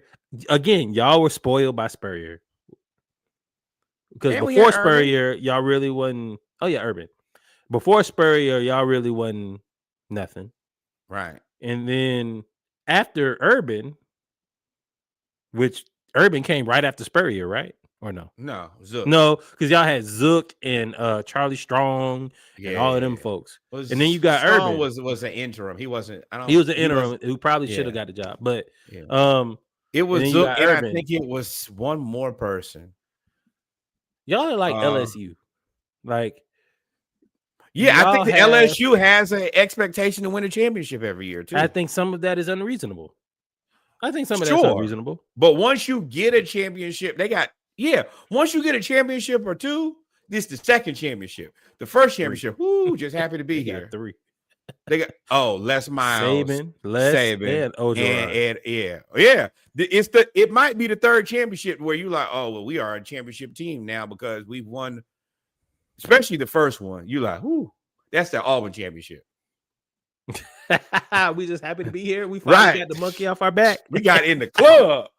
You know how you are general admission. I got my people with me. You just got in the club. You don't have no money to drink. It ain't no section. Right. You just happy to be in there because you know who you could be. You could be South Carolina. That's great. Yep. And now when you get the second one, you in the club, you got a section. Yeah. No. Second championship. It gives you a bar stool. You at the bar now. So yeah, you drinking with first name basis at the bar. Right. Cool. Third championship. Oh, I got a section. And 4, 5, you gotta get a section every time now, brother. Yeah. You can't show up 4, 5, 5, 6. Go back to bar stool. Right. You got to be on the stage. Alabama is on the stage. Georgia is. Oh yeah. Yeah. Hey, bro. We're not even going through the front door. Come on through the back. You think I'm going through the front door? That is clipped. 1 hour. You think I'm going through the front door? Like Auburn? Man, I know everybody in here. All right, let's go to LSU. Because I'm trying to get this done in an hour. Fair enough. So we got 15 game? minutes. So LSU versus Arkansas. I don't care about the game. Nussmeier was benched.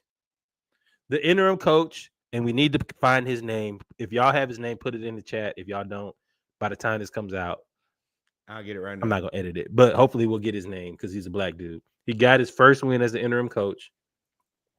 And all of that doesn't matter because Brian Kelly and LSU are about to go to court because LSU is trying to fire him for cause by slandering his name. Frank Wilson is the coach's name. Frank Wilson. Shout out to Frank Wilson. Brian Kelly's about to go to court with, I guess, the state of Louisiana because they don't have an AD, nor do they have a coach. So I guess he's going to court with the court. Brian Kelly's going to court with the court of Louisiana against LSU because they're trying to fire him for cause, meaning that they don't want to give him the full buyout. And he's like, man, fuck y'all. I want the full buyout. and that's where we are in the state of LSU. Never mind that they beat Arkansas 23-22. And let me tell you, everybody in Baton Rouge feels like this is unacceptable. Unacceptable.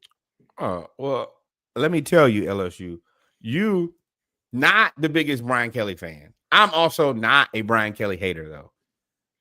Being fired after losing to Ole Miss, a Vandy team on Superpowers, Texas A&M, and then Alabama. Now that is the expectation. Like that's expectation. But also, you're Brian Kelly. You're expected to do that because you came from Notre Dame. Cool story. And I'm okay-ish with the firing. But They fired him because they don't like him. That's really why they fired him. with that being said, the firing itself is done terribly. This has been awful since the beginning. Y'all mismanaged this. I don't think that I think that y'all need to pay him everything and court fees, lawyer fees, time, and I think that he probably will get it. Also, if you're the state of Louisiana, pay the money for him to go away.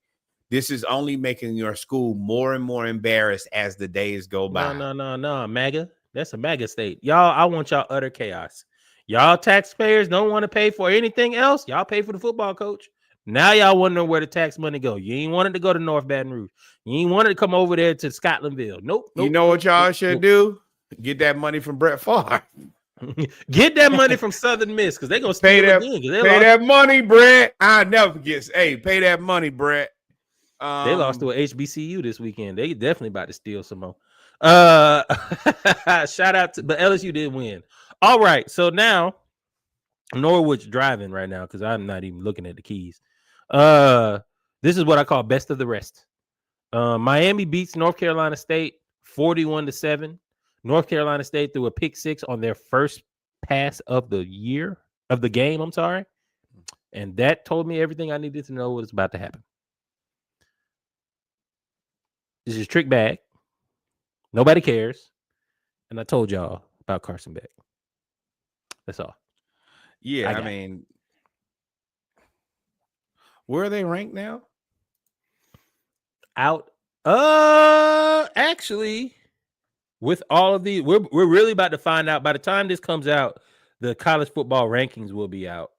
But I believe Miami is going to be like 14.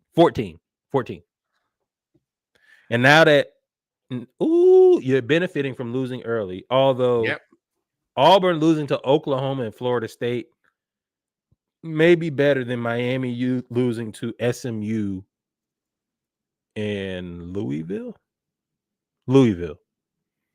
So I think Alabama probably falls down to, I said Auburn, I meant Alabama. Alabama probably falls down to like 13. Maybe 12. Louisville and SMU, such trash losses. Egregious. SMU is egregious. I think they have a losing record.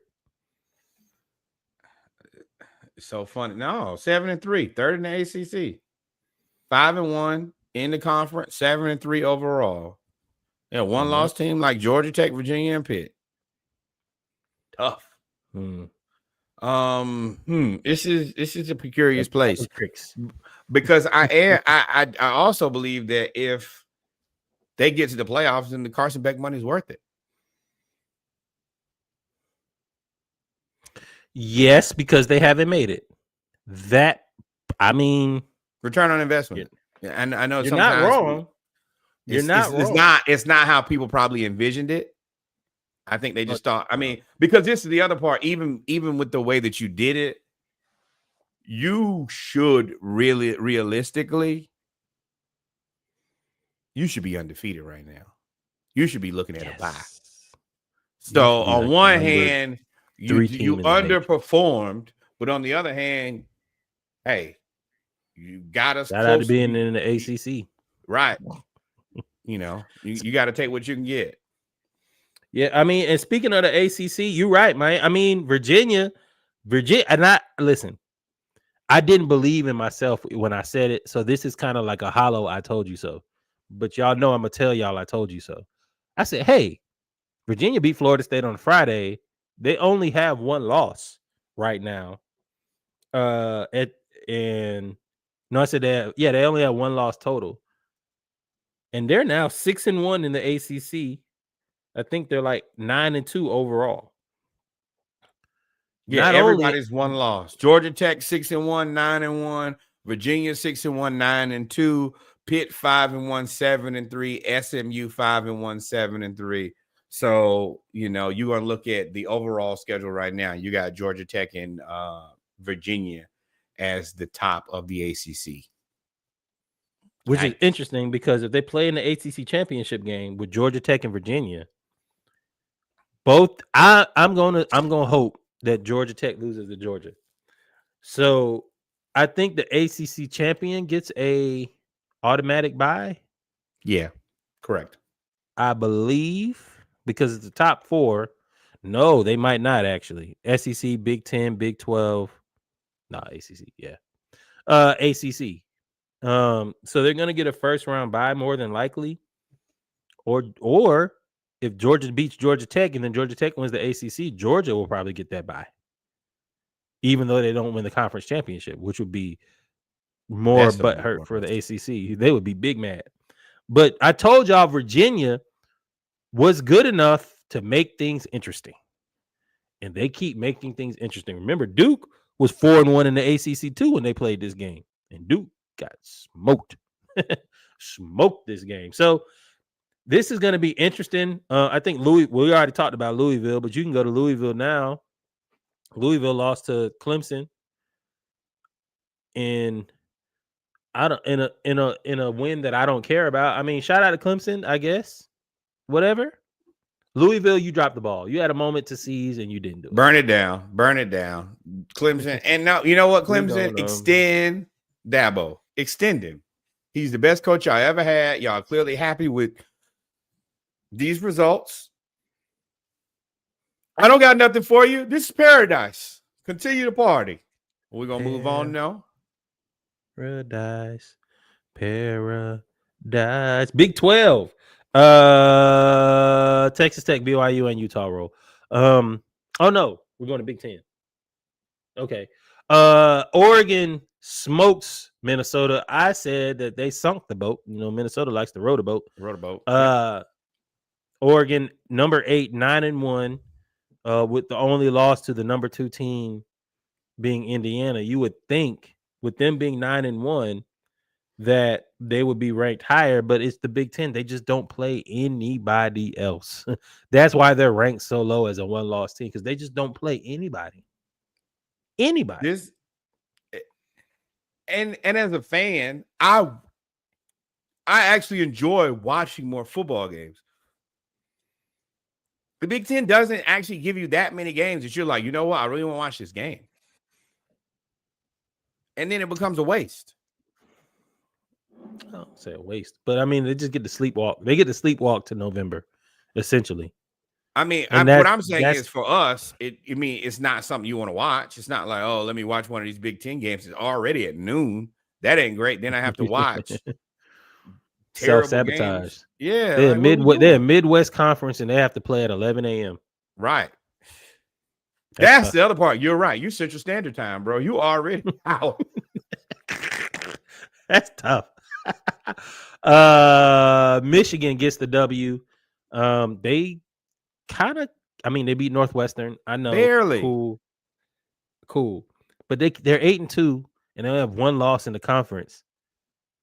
And if they keep winning, which I think they have 2 more weeks to play, they could beat Ohio State and be in the Big 10 championship game with Bryce Underwood, who has like 1,000 yards passing. I'm not concerned about a team that just went to the wire with Northwestern. They're 6-1. And they play the number 1 seed Ohio State. If they win, you have to put them. First of all, they play Indiana. They could. I never would have seen. Of course, Ohio State and Indiana cruise. I never would have seen Michigan making the playoff this year. That would be commendable to Sharon, to the rules team, rules committee. You're gonna get stomped, and then it's gonna be like, oh, you guys don't deserve to be here. The time that you were here, what happened? You cheated. There is also almost more grace in just losing in silence than playing against a team and getting thrown out of the club, which there's a high probability. That's one thing that they're gonna make play Alabama again. Right. And the committee is also, I think that they're going to be, I dare say, a tad bit malicious about making sure that y'all get the toughest competition because you cheated last time. And then you did all the positioning when it was time for the suspensions. Not the big games. When we play West Middle of Nowhere, that's when we'll have the coach not be there and we'll have Biff Poggi be the head coach. Mm-hmm. It's surely something. It's interesting. And I mean, not to me, honestly. That's a lie. That was disingenuous. It's some bullshit. And go ahead, win so you get embarrassed. It's not my problem. I don't respect you or your conference, especially not you guys. Michigan specifically. At least don't matter Ohio, because at least Ohio State, like you won, and for what we know to be fair and square. The only championship Michigan got, you cheated. Yep. But ladies and gentlemen, we come to the end of the college football segment of episode 207 of the Splashcast. I told y'all, Big Ten fans, y'all are irrational. And that was on display. But we're gonna take a break. Been on display. It's special. Well, my thine eyes were open this weekend when I had that conversation. I said, Jesus Christ, y'all are out of y'all mind. I had to call you. I said, hey, did you read what they said? They said strength of schedule works, but North Texas and Ohio State are the same team. Probability, I said, strength of schedule. Very simple, basic topics just abandoned for immediate. Immediate abandonment. As soon as you say, hey, but what about this? Don't matter. Ohio State's number one. Right. Don't matter. I was like, y'all arguing about a 5-3 team. Well, the 3 teams they lost to was Texas A&M, Alabama, and Ole Miss. Y'all play any teams that good? Oh, none. You couldn't find. That is where I need them to figure out how they're going to figure this system out, and I think that's the reason they probably go to 16 teams or 24 teams. Is then you don't have the Big 12. I vote against everything. Don't expand nothing. Don't change nothing. My teams are good enough to win in August and then sleepwalk until November. I ain't got nothing in between. You mean the Big 10 or Big 12 or kind of both a little bit? No, the Big 12. At least they listen. At least they excited. But either way, ladies and gentlemen, we come to the end of college football. We're gonna take a break, and then we're gonna come back here and have an Atlanta Falcons segment. Then we'll go to football. Go to the rest of the stories because I'm just too through. So we're gonna do the double segment. Okay, that means we can do. So I'm gonna tell you, I'll come back, doing a little sipping, and then we'll have a break, and then I'll re-up one more time, and that will close out the night. Until then, like, follow, subscribe, as of course we would tell you to do, and we will be right back.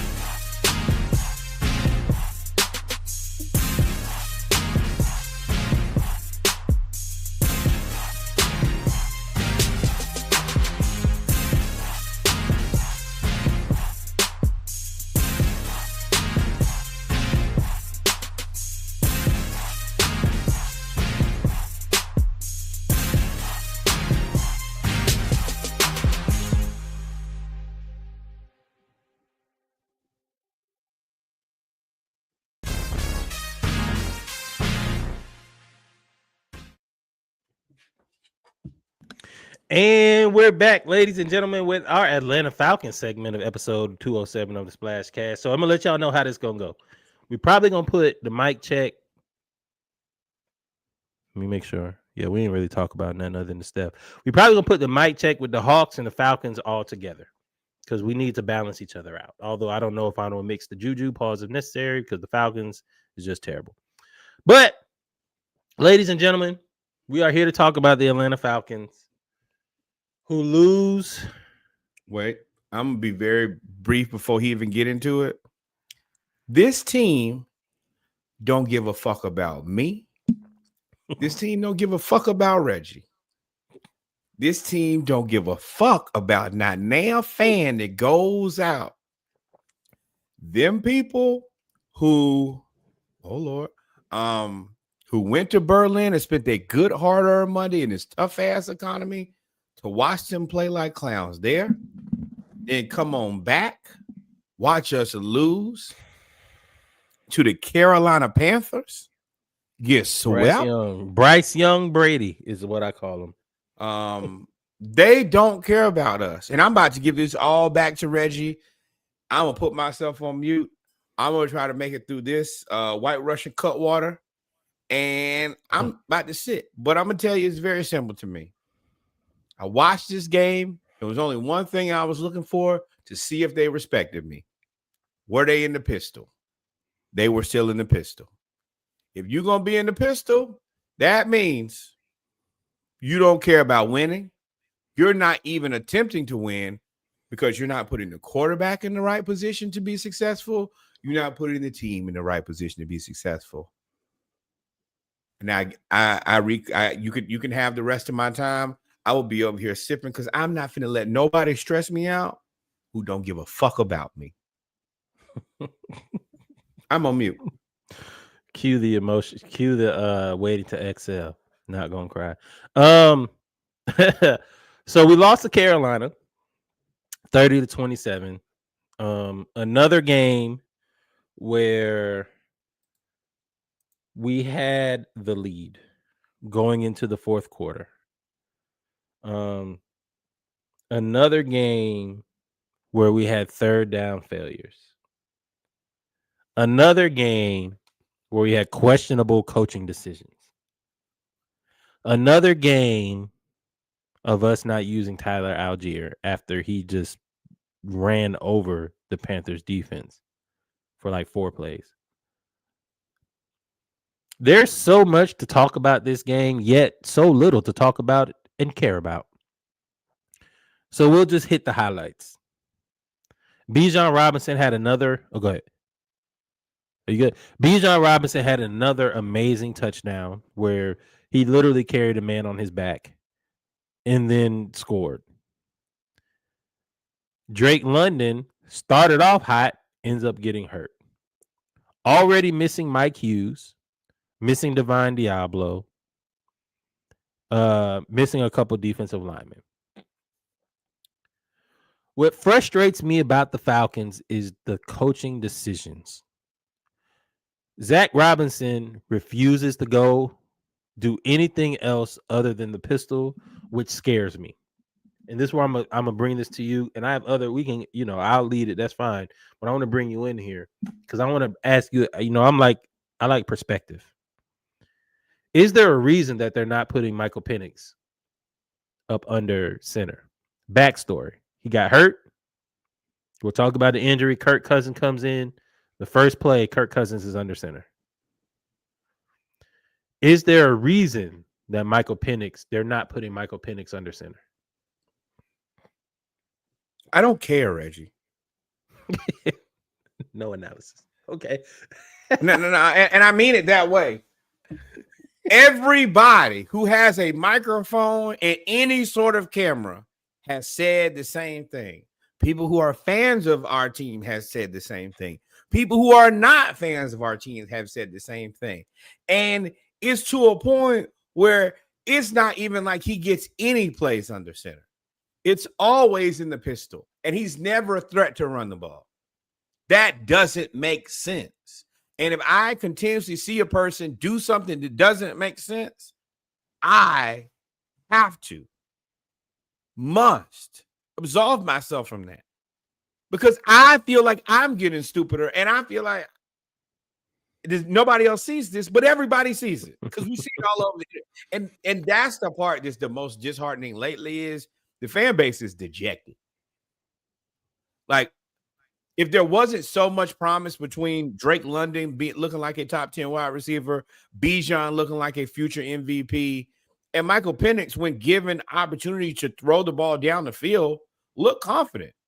The pass rush has had more sacks than it's had in recent years. I feel very confident that I know everybody has a million jokes about us not having a first-round draft pick. I don't know if they've looked at the first round next year. I still want James Pierce Jr. and Jalen Walker. Without a shadow of a doubt. Yes, but we need offensive line. So it's not about are you going to get somebody better than them at edge? It's could you add somebody to the who could you have added with this pick now? No. But you don't think about that in the moment though when you make that trade. We have had a problem with getting sacks and the edge for too damn long. And that was the pressure is we cannot do this. We've never done this. So what did they do? They doubled down, and I think they got two guys that should be Atlanta Falcons for a very long time. I'm not going to come back and Monday morning quarterback. They do Monday night. Yes, because people play on Monday night, like Monday Night Football. I'm not going to Monday morning quarterback that decision. I think that was a great decision to make. If you look in this draft, I think that both of those guys are guys. I'm happy with them. And we got them a year early. So now they're developed. So I don't see any regret there. Do you have to probably figure something else out? Sure. But I'm not going. That was the right decision to make. And I'm still very confident. My thing is coaching. There are certain things that I would like from Terry that I haven't seen that make me question him. But I'm gonna get to Terry. Yeah. Raheem is inexcusable. There is nothing. Period. Yeah, there is no waffling. There is no, and he knows he's gonna go. And I think that we should go ahead and pull the plug. But also, I was about to ask you. Hold on. Before you go, I'm sorry to interrupt. I just want to jump in here. Because that's a point I wanted to ask you about. It seems like the way that Zach Robinson and Raheem are coaching, it's like they were informed that they're going to be relieved of their duties at the end of the season. Yeah, like the whole Michael Penix thing with nobody coming talking to me. Why everybody said a lot of people said that was overblown. I watched the game. He wasn't doing well, and he was on the bench, and nobody was there. The whole bench was empty. Like, you normally see an offensive coordinator, a quarterback's coach, a head coach if he's your star player. All of those guys normally will go. Somebody will go talk to him. They just left him on the bench, even after he got hurt. They just. What do I say about the Cleveland Browns and the Saints and the Jets? Don't expect people who don't historically make good decisions or do the right thing to suddenly do the right thing. My team is no different. I didn't think that Raheem was going to make the right decision. I don't think that the right decision, the first thing he did was when he fired the wide receivers coach. What did that do for you? You're out here laughing at y'all too. He fired me for what? To look the same. Right. You got Zach Robinson out of the booth for what? That was supposed to be the answer. Everything is bullshit. All you're doing is moving. You're looking busy. You know, when you try not to get in trouble with your parents, so you just be in the house doing something. That is what Raheem is doing. Not on Sundays. He don't do nothing. I watched it again. I watched the whole game. I made sure I watched every clip of him. And Reggie, I told you at the beginning of the season, I'm not exactly sure what Raheem does well. He was supposed to be a people connector, but we don't look very connected. And you know who No. looks the least connected? He's the offensive coordinator and the quarterback. But now everybody hurt. Drake, take the rest of the season off, bro. Get Drake straight. London, Michael Penix PCL, Jr. PCL strain. Michael Penix. I don't. So they're calling it. There's an ACL sprain, which is a slight tear. That's what a sprain is, a slight tear. There's a full tear, and then there's like the middle, and he's like in the middle. He's got a partial tear of his ACL, which means they're basically gonna shut him down for the season and hopefully get him back for training camp. So Michael Penix is hurt. Drake London is hurt. Darnell Mooney hurt, kind of. We'll talk about that. Mike Hughes hurt. Divine Diablo hurt. It was a tough day. And yes, but I want to focus back on what you just said about coaching with Raheem and Zach Robinson. There's one person that I have to call out here. And we've bigged you up the whole time since you got hired here. Jeff Ulbrich, you got your ass toasted. You got your ass toasted on Sunday. First off, I need to know, and somebody in the chat or hit us in the DM when y'all see the reel. Was Kobe Bryant hurt? Kobe Bryant, the fan favorite, the undrafted free agent who everybody wants to see play, got in the game, made 2 really good plays, and then didn't get in the game anymore. And they put Natron Brooks back in there. And Natron Brooks, for all of the love story that he has of, undrafted free agent and all of that other stuff, making it to the team, this was his worst game by far. They threw him in. He's a 5th string cornerback. They put him at number 2 because everybody else is hurt. And you left him in at kick returner. He got burnt for a touchdown by Xavier Legette, who has done absolutely nothing. I think he had a whole healthy scratch or like a Tony Snell game. And then the next play, he fumbles the kickoff. And that essentially kept at that point, that kept Carolina in the game because the offense was actually playing pretty well.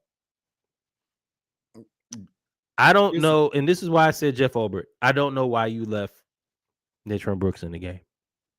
Y'all coach, this whole coaching staff coaches like it's a Disney movie. Like if I just believe in you, remember the I know. Yeah, I just know that y'all gonna come through if I believe in you, Zach Robinson. You've been running the pistol, and we've been ass. We've been the worst team on third down the whole year. But I know if I just say I believe in you, it's gonna work. Natron Brooks, who just gave up 2 touchdowns and fumbled and got destroyed. Hey, today just wasn't your day. I'm not saying you don't belong in the league. I'm happy you made it, good brother. But today, you deserve to sit on the pine. Pause if necessary. Pause if necessary. Hey, yeah. But it's the bench. So at that point, I don't understand what y'all are doing against San Francisco. You play JD Bertrand 100%. Reggie? I'm getting all of this off my chest. I don't understand what y'all are doing. And at that point, when you can't explain to me and you giving me cliche answers, this is Dan Quinn all over again. We was 1-0 every week, losing. We ended up 1-0 ourselves to 7-9. Like at that point, it's just time to go. It's time to go. The plug, as you said, needs to be pulled. The Band-Aid needs to be ripped. Jeff Ulbrich, and I'm a challenge y'all.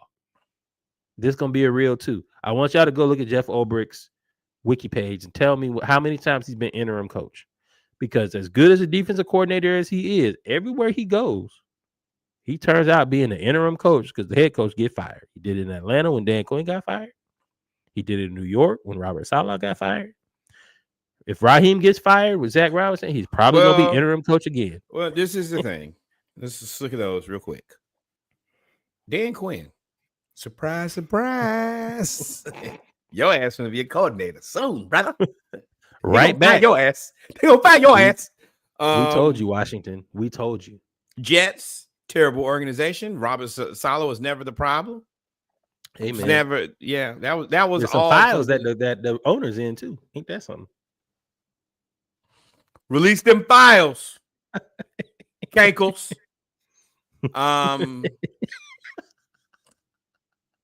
I love that lady who calls him Kanko's McTaco tits. That makes me so Yeah. happy. One of the most offensive things that you could say to a person, other than calling them a big bag bulldozer. That is one of my new ones. And then who? Yeah, and then you're back here in this situation. But I mean, I think that you should probably apply to better companies. Is what I would tell you to do, Jeff Ulbrich. Because as long as you're gonna stick around the Falcons and the Jets, you're right. We're gonna be some people getting fired over there. Let me tell you one thing over the last 20 years security. that is consistent. People get fired at them two organizations. Yeah, that's what they're gonna do. That's what they specialize in doing, firing people who deserve to be fired because we hired the wrong people. But for some reason, Bryce Young, the tackling, Natron Brooks' tackling was bad. His covering was bad. His returning was bad. Oh, nobody was. Caden Dallas. When he spun around in a circle. Yo, you ever seen somebody get put in the full Nelson by life?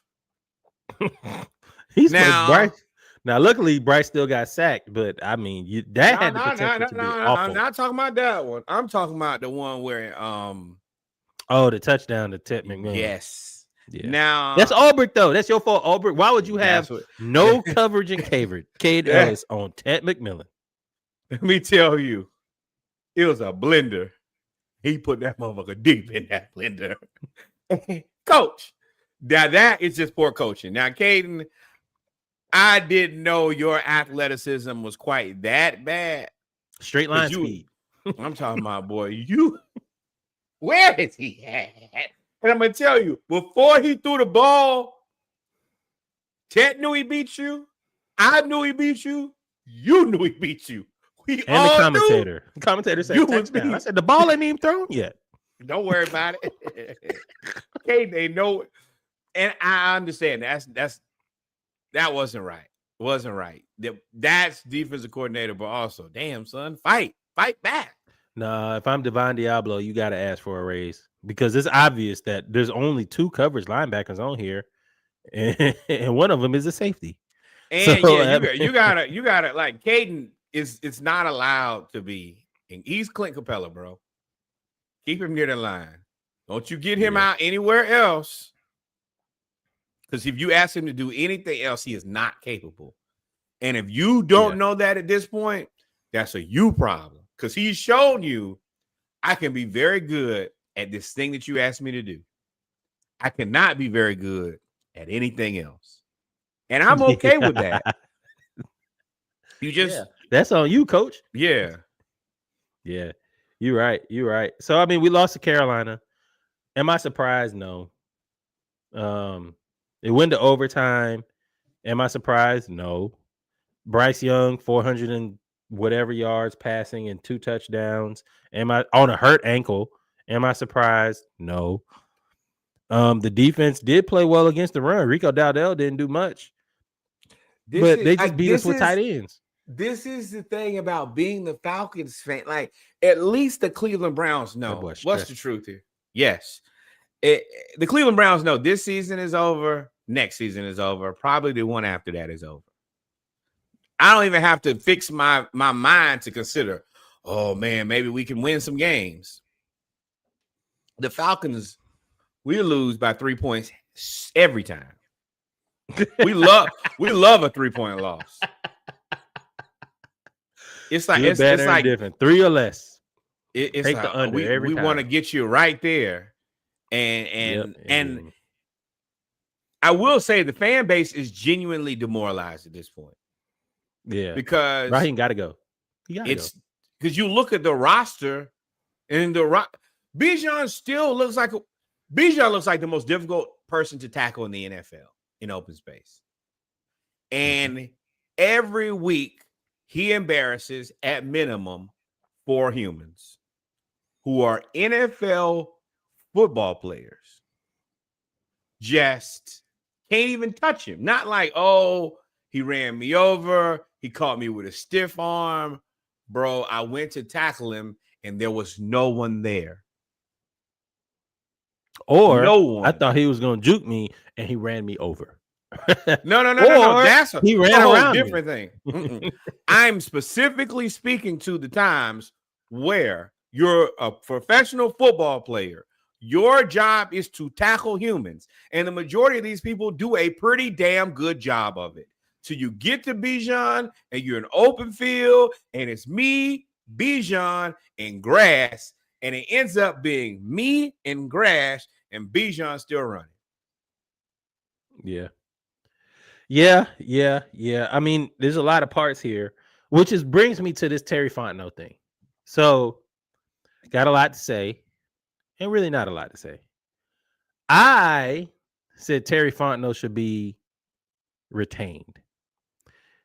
I never really got a chance to speak on why. So here's why I feel like Terry Fontenot at the time.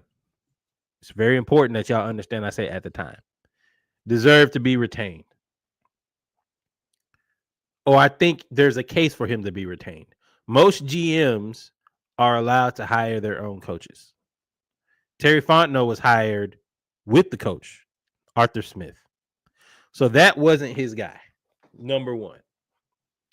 Number two, his first coach is Raheem. Most GMs get a chance to hire two coaches. The one that you normally come in with, and then the person that you replace him with if it doesn't work. That's why I think one of the reasons I was like, well, he still should deserve another hire. He's put together a really good roster. He's put together Drake London, Bijan Robinson. I believe Michael Penix is an NFL quarterback. But you also brought in Kirk Cousins, Jalen Walker, James Pierce, Xavier Watts, Billy Bowman, Brandon Dorless, Ruka Ro'oro. Like you can keep Harrison. going. These, I think that we're going to keep Harrison. We're going to keep a lot of these guys that we were. This year was the test year for a lot of these guys. I think that a lot of these guys deserve to come back. I like Matthew the Bergeron. roster. Yes. Yeah. Which was a big risk on a Syracuse lineman that was Canadian. So I feel I got you. I feel that because of the roster makeup and the fact that he wasn't allowed to pick his own coach, I think he deserved another chance. I also understood why he did the move that he did, right? I understand signing Kirk Cousins because when you have the mindset, I will never go back to Marcus Mariota and Desmond Ridder again. No. Remember, that was a precedent set from the captain himself. Arthur Blank said, we ain't doing no more bad quarterback bullshit. That's dead. And Taylor Heineke. And y'all forgot the Beer Man started a few games too. Right. I think he should have started more games. And when they said, I think out of those three guys, he was the best. He was the best. Yeah. But I mean, he's still. I also get you traded for Ridder. Ridder looked good at Cincy. Rolled the dice. I mean, yeah, he looked. You drafted Ridder, but look at that draft. The number one quarterback in that draft was Kenny Pickett. Sometimes, and that's another thing you got to take into consideration. Sometimes drafts suck. And you just got out from under the Matt Ryan, Julio Jones money. So you had money. Arthur Blank told y'all to go sign a quarterback. We're not doing this trash ass shit again. So you say Kirk Cousins is the best quarterback on the market. We have a history of offering the most we thought would be the most money. Remember, we did the shit to Deshaun Watson too. It's just Cleveland came in with $50 million more. Thank you, by the way. Hey, so, let me tell y'all, as bad as we struggling, we don't have Freaky D. Ooh, at home. He would have been at home too. So, like, at that point, he right from Flowery Branch right there. So at that point, I understand why you're like, I got to get Kirk Cousins. And then Kirk Cousins is coming off an Achilles. Kirk Cousins is coming off an Achilles, and he's the best quarterback available that's willing to come to Atlanta. And you're like, okay, Michael Penix is there. I don't see anybody in the next draft, and I don't see anybody in the next draft that we're going to have a possibility to get. So you get Michael Penix. I get it. The Jalen Carter, Bijan Robinson draft pick, cool. I think both of them have worked out. In hindsight, I would have been good just the way I am. We could have gone Jalen. We could have gone Bijan. Both of the pick before where I really wanted Kyle Hamilton and we went Drake London. I can't be mad at that pick. Drake London's a top 10 wide receiver, I think, healthy. and with the quarterback not in the pistol, you're the only thing that I will say where I can give some pushback is, especially Darnell Mooney with the broken collarbone to start the season. Oh, I was gonna get there. I was saying the reason we should keep him. Oh, okay. So we should keep him because he makes pretty good draft picks. And then the free agency, he brought in Jesse Bates, he brought in Caden Ellis, he brought in Divine Diablo. And he's willing to do whatever it takes. Brought in, as much as I talk trash about Mike Hughes at the first, Mike Hughes, hey brother, we miss you, bro. We just seen Natron Brooks give up 7 million yards. D. Alford, you resigned D. Alford. I get it. We understand why and I made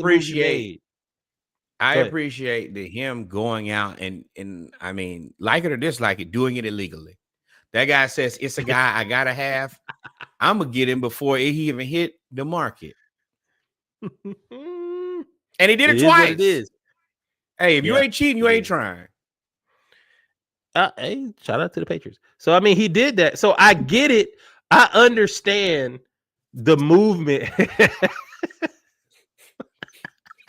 Quick scope, baby. Get down later. I understand them. And then you brought in Darnell Mooney, who was viewed until this year was viewed as a discount. Like you kind of got him for a decent amount. You tried. Now there are. Been trying. Okay. You've been trying. You've been trying. There have been misses. That first draft was bad. That Kyle Pitts. I like Kyle Pitts, but he hasn't turned out. That's not his draft, though. It's not his draft. Yeah, it is. Think. The 2021 draft. That's his first. Kyle Pitts was his first pick. And I mean, that draft was bad. That draft we got like Grant at safety. Like I think Kyle Pitts might be the only one on the team. Right now, that part, but Kyle Pitts is a mixed bag to me. But I'm also a believer that I think that Kyle Pitts not. Yeah, if Kyle Pitts played to the level that we really expected him to, then we break the bank here. We don't have enough money for everything to go around now, and. If we let him go, I'm still not mad because he don't fucking block. Let's be real. And he also seems like he if you don't, he's like a center. He's like a center, an old school center. If you don't, no. If you don't get him involved early, he's no good for the rest of the game. If you get him 2 catches in the first quarter, he gonna have 7 for 75, 8 for. But if you don't get him any catches, he doesn't have the mental resiliency to be able to come out there and say, okay, I'm gonna make a play in the third quarter. That is the one thing that I don't like about him that I do like about everybody else. Bijan gonna find a way. Even Algier, he stays locked in. Drake always trying to physically manhandle somebody. Given like that's the part that frustrates me the most. Is it's supposed to be the other way around. You're supposed to have the mean, nasty tight end and the wide receiver that doesn't want to be physical. It's the exact opposite. Kyle Pitts, soft as Charmin. Drake London wants to hurt a human every time he can put hands on you. And I told you I'm gonna do it too. and we'll do his damnedest. And that's effort. And that's the reason I love Drake so much is he's big, but he ain't the biggest, just strongest in the world. But he likes and he's an intense football player. He's like Mike He's Evans. mean and nasty. Yeah, he's mean and nasty, like what we were looking for.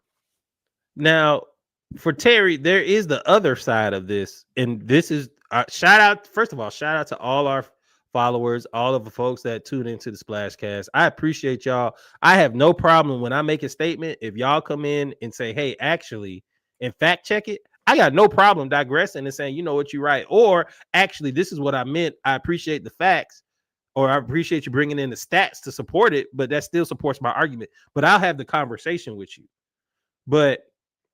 And I was fully ready to defend Terry Fontenot. But then, bruh, they bring in the trade line, deadline inactivity. And why that is a big thing for me is because y'all knew that Darnell Mooney broke his collarbone. Y'all knew that Darnell Mooney broke his collarbone on the first day of summer camp. Y'all knew that he did that. And y'all lied and said that it was just a shoulder. It's just a shoulder. Y'all lied all the way into the season. It's just a shoulder. It's just a shoulder. cool. I'm okay with y'all not giving updates to the team because you want to keep a advantage and all of that. What I'm not cool with is that Darnell Mooney has a broken collarbone. You beefing with Ray McLeod, and you getting rid of him, and you make no moves at the trade deadline. Not one. You working with David Sills. That's the only one we seen. No, he hasn't played. Right. But I'm Nash, saying, I would love to see Nick Nash. You said you're gonna rock with the guys that you with. Luckily, this point of me saying that we need to stop the run has kind of fizzled out a little bit after the Christian McCaffrey game. But I still think you need a run-stopping defensive tackle. You didn't make any moves. And Asante Samuel was available. Let him get signed. Just not putting forth the effort. And that's disappointing. And everywhere that you did not make a sick sign, you did not sign anybody to come in and compete behind Mike Hughes for the backup cornerback. You did, even though you did have D Alford, but he's better at nickel, and everybody knows it. What happened to old boy from Utah? He just been silent this year. Clark Phillips, he's hurt. He got hurt. I think he's on IR. So then you did not sign a run-stopping defensive tackle, which when you play good offensive coordinators, college or pro, once they figure out that scab, they're going to keep pressing that scab, right? And now Darnell Mooney's hurt with a broken collarbone that only y'all know about, and y'all decide not to make any moves. That's egregious. I can't defend that.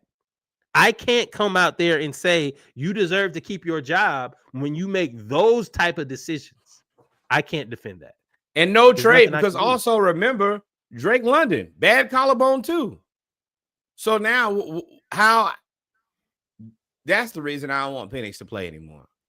Once Mooney went down with a collarbone and Drake went down with a collarbone and you didn't decide to make any moves, you're basically saying, hey, Michael Penix, go win this at best with an injured receiver, at worst with no receivers. And Bijan. And not run Tyler Algier. Like, the GM's job is to give you the pieces so that you can put the puzzle together so that you can figure out a way to win. Raheem obviously isn't the guy to put the pieces of the puzzle. Him nor Zach Robinson. At that point, you have decisions that you have to make. That's why I said this shit look rinky-dink. Because you have decisions that you have to make. And again, until last Thursday when the whole thing with Mooney came out, I was here to argue with you. For you. But I can't address that. I can't address that.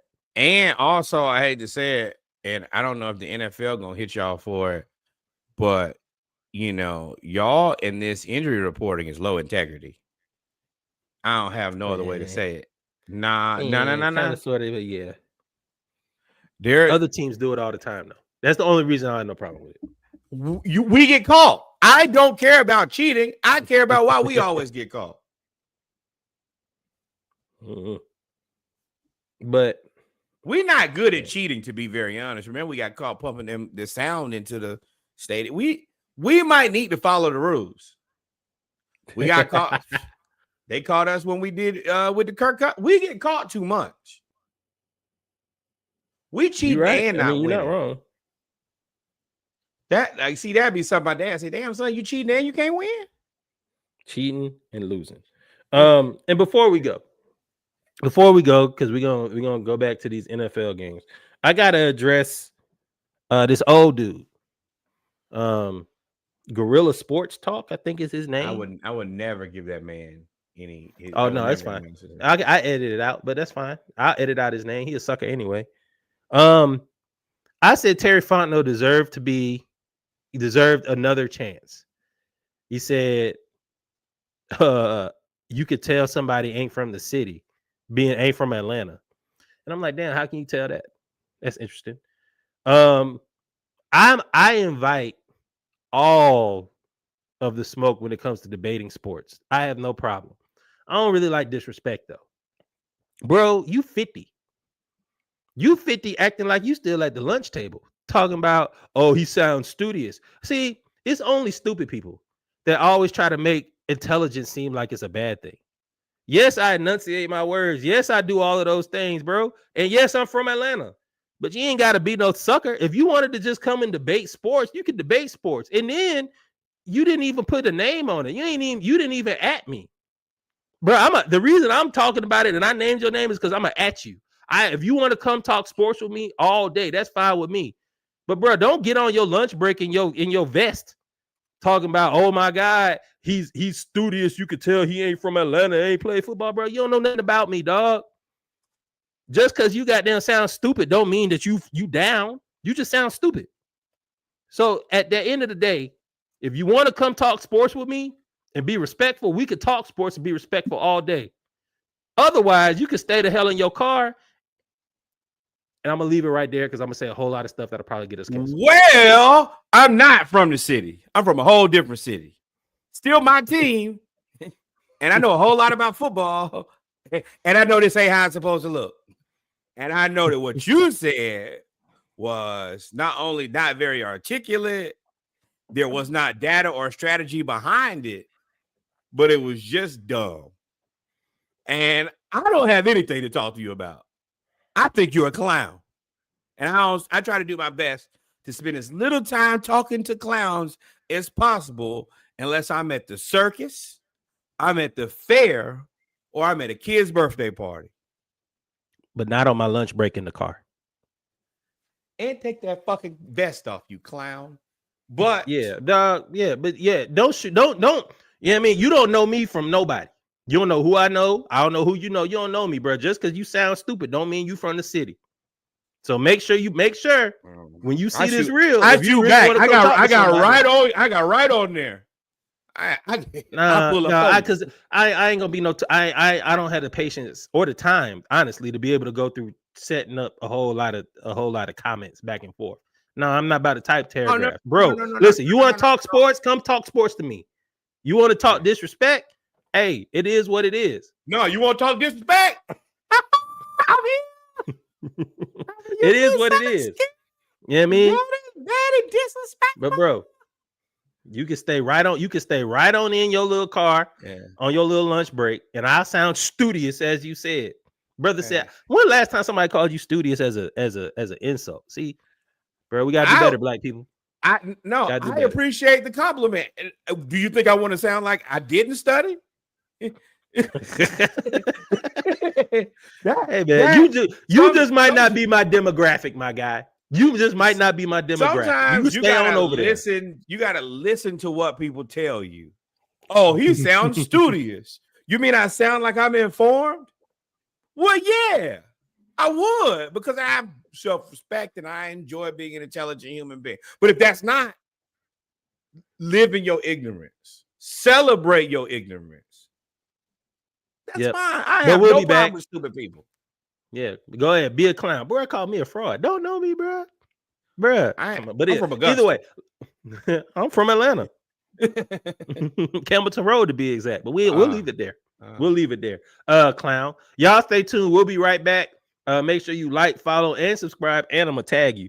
So we'll be right back with the rest of the stories. A lot of good football today in NFL. I hate when Reggie be tagging these clowns. This dude's a loser. We'll be right back. Y'all stay tuned. Find a fucking life and a better position on sports.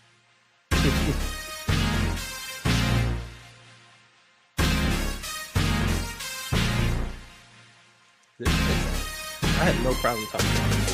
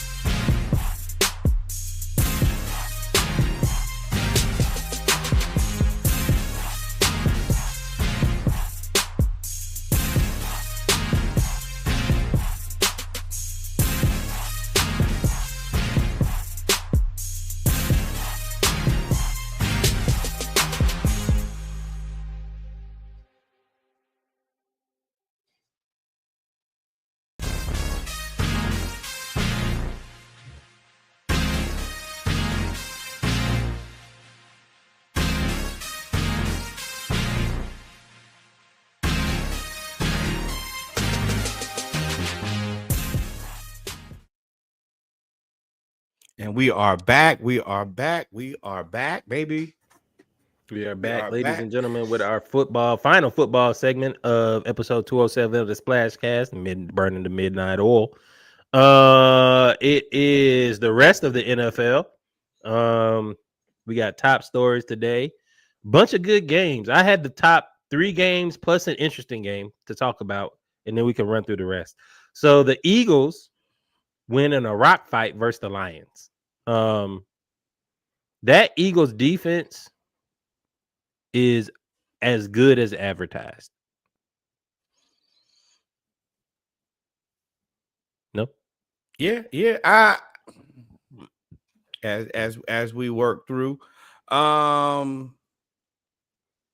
Eagles are an interesting situation to say the least. I don't exactly know what they got going on, because they're winning, but they don't look happy about it. They don't look like they're enjoying it by any stretch of the imagination. It's the offense. The offense doesn't seem to be humming. It doesn't seem to be. I think that's an understatement. Well, they've fallen in love with the tush push identity to me. Like they run plays to get to 3rd and 1, 4th and 1, and then they do the tush push. Versus now it could be the offensive coordinator, but versus opening up the offense and really getting the ball down the field, they seem to just play for 3rd and 1. Something ain't straight with them. And I know that, Mike and Kev are like, oh no, everything's okay, everything's hunky-dory, nobody's upset. Bro, we all see AJ Brown is not happy to be there. He seems like the spokesperson. I think the whole offense is upset. I think everybody except for Saquon in terms of play style is upset. And I think AJ Brown is just the one. He's the I'm gonna say it. Y'all want me to say it? I say it. He's that guy. He's the Norwood. Oh, it's a fire that needs to be started. Surprise, surprise. I think that's his role. And I think I mean, I get it. Like, hey, like it was crazy is they're still good. Their defense got better. That is the that's the reason this whole situation is so wild is they're winning, but they're Super Bowl champions. Correct. And nobody's happy, and you're like, why aren't y'all happy? And then you see the offense and you're like, oh, well, he's not getting enough targets. And I know we started this conversation earlier, but I wanted to wait to the pod to kind of talk about it. Everybody's like, oh, well, I see the AJ Brown targets. I think that y'all may be missing that these are the here damn targets. It's the, you want something? Here. I'm going to throw it over here. Nothing you can do with it. You probably can't catch it, but at least it's a target. That's not winning offense. And as a person who's played football and played receiver, I tell y'all it's just very similar to playing basketball. A guy has to get in the rhythm of getting the ball. Because if you go a long time and don't get the ball and then get it, you're not going to be in the rhythm. You have a high chance to drop the ball. You really limiting the man's job. And his biggest fear is he wants to get paid again. He's looking at his numbers saying, I can't go out and demand elite wide receiver 1 money because y'all are not giving me that. I'm not showcasing that. And this is going to be the same thing that this very team uses to negotiate against me when it's time for me to get paid. Well, your production don't look like it's there. And that's that's a problem. Yeah. I think that's part of it. Yeah. That's the part he won't say out loud. But yeah, that's definitely part of it. And I'm pretty sure he said that out loud. I mean, AJ has pretty much said everything out loud. I about to say, I think that's the one thing he hasn't said. He said everything else. But I mean, you got me on fantasy? Trade me. Trade me right now. Drop me. Free agent me. But I mean, they're 8-2. They're the number 1 seed in the NFC. That's the crazy part. They're the number 1 seed in the NFC. They've essentially won their division.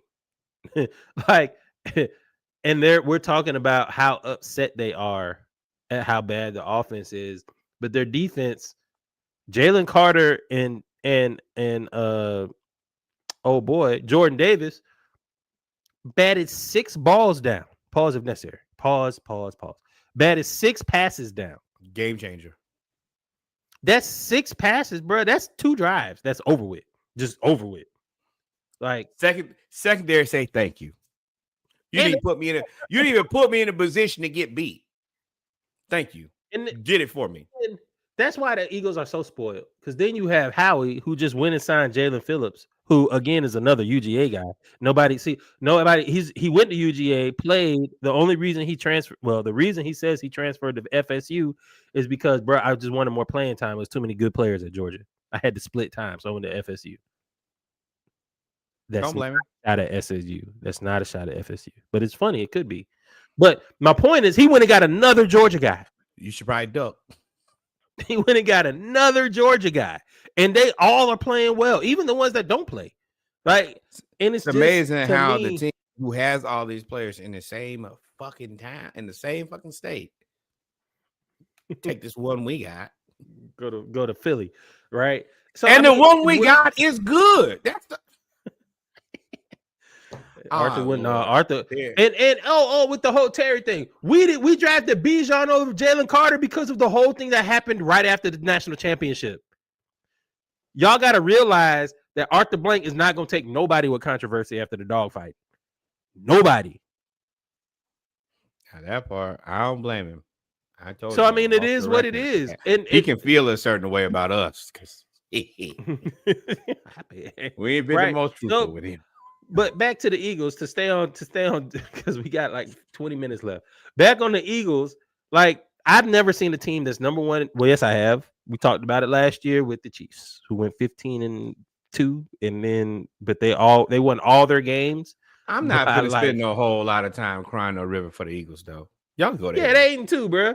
They beat the Lions. And hey, Lions, it looked good the first week. Mr. Kneecaps. What's his name? What's the head coach's name? Mr. Dan Campbell. Dan Campbell. It was cool the first game when you decided to call plays and you put up all them points and said you know how you wanted it to look. Let me tell you what you did not want to look like this game. It was a lot of bad calls going forward on 4th and 1 instead of kicking the field goal, running the ball from shotgun on 4th and 2. Like there were a lot of bad calls, Dan. A lot of bad calls. Dan, I don't know if it's that you've been reading news clippings or, I mean, there's also just numbers. If you hit on all those things one year, eventually it's going to go the opposite way for you. I know that y'all lost a bunch of coaches. Y'all got to do some soul searching, or it's going to be some people being in other cities and or going home. Luckily, his division ain't, right, the greatest. So, I mean, it's great, but I mean, he's at the top of the greatness. So, but I ain't spending no more time on Eagles or Lions. That's a problem that's a rich person problem. Hey, man. Okay, well then let's go here. Apologize. Take the C out of his name. His name is no longer. There's no C in the name. Even though he had bad this week. He had a rough game, but Seattle has found Sam Darnold. They have found their guy, and I'm happy for him, and I'm happy for them. I think that this is a perfectly good marriage. I think that they can build around this. I think that Jackson Smith in Jigba is currently playing like the best wide receiver in the NFL. I think that there's a lot of good things here. You just happen to go up against Brokeback Stafford, who he is making it very clear. Hey, yo. Until I'm done playing football, I'm going to give y'all hell. He didn't practice at all. He was out the entire training camp. He came day one ready to work and has been a monster. He actually had a difficult game this week. Winning. 15-28 for 130 yards.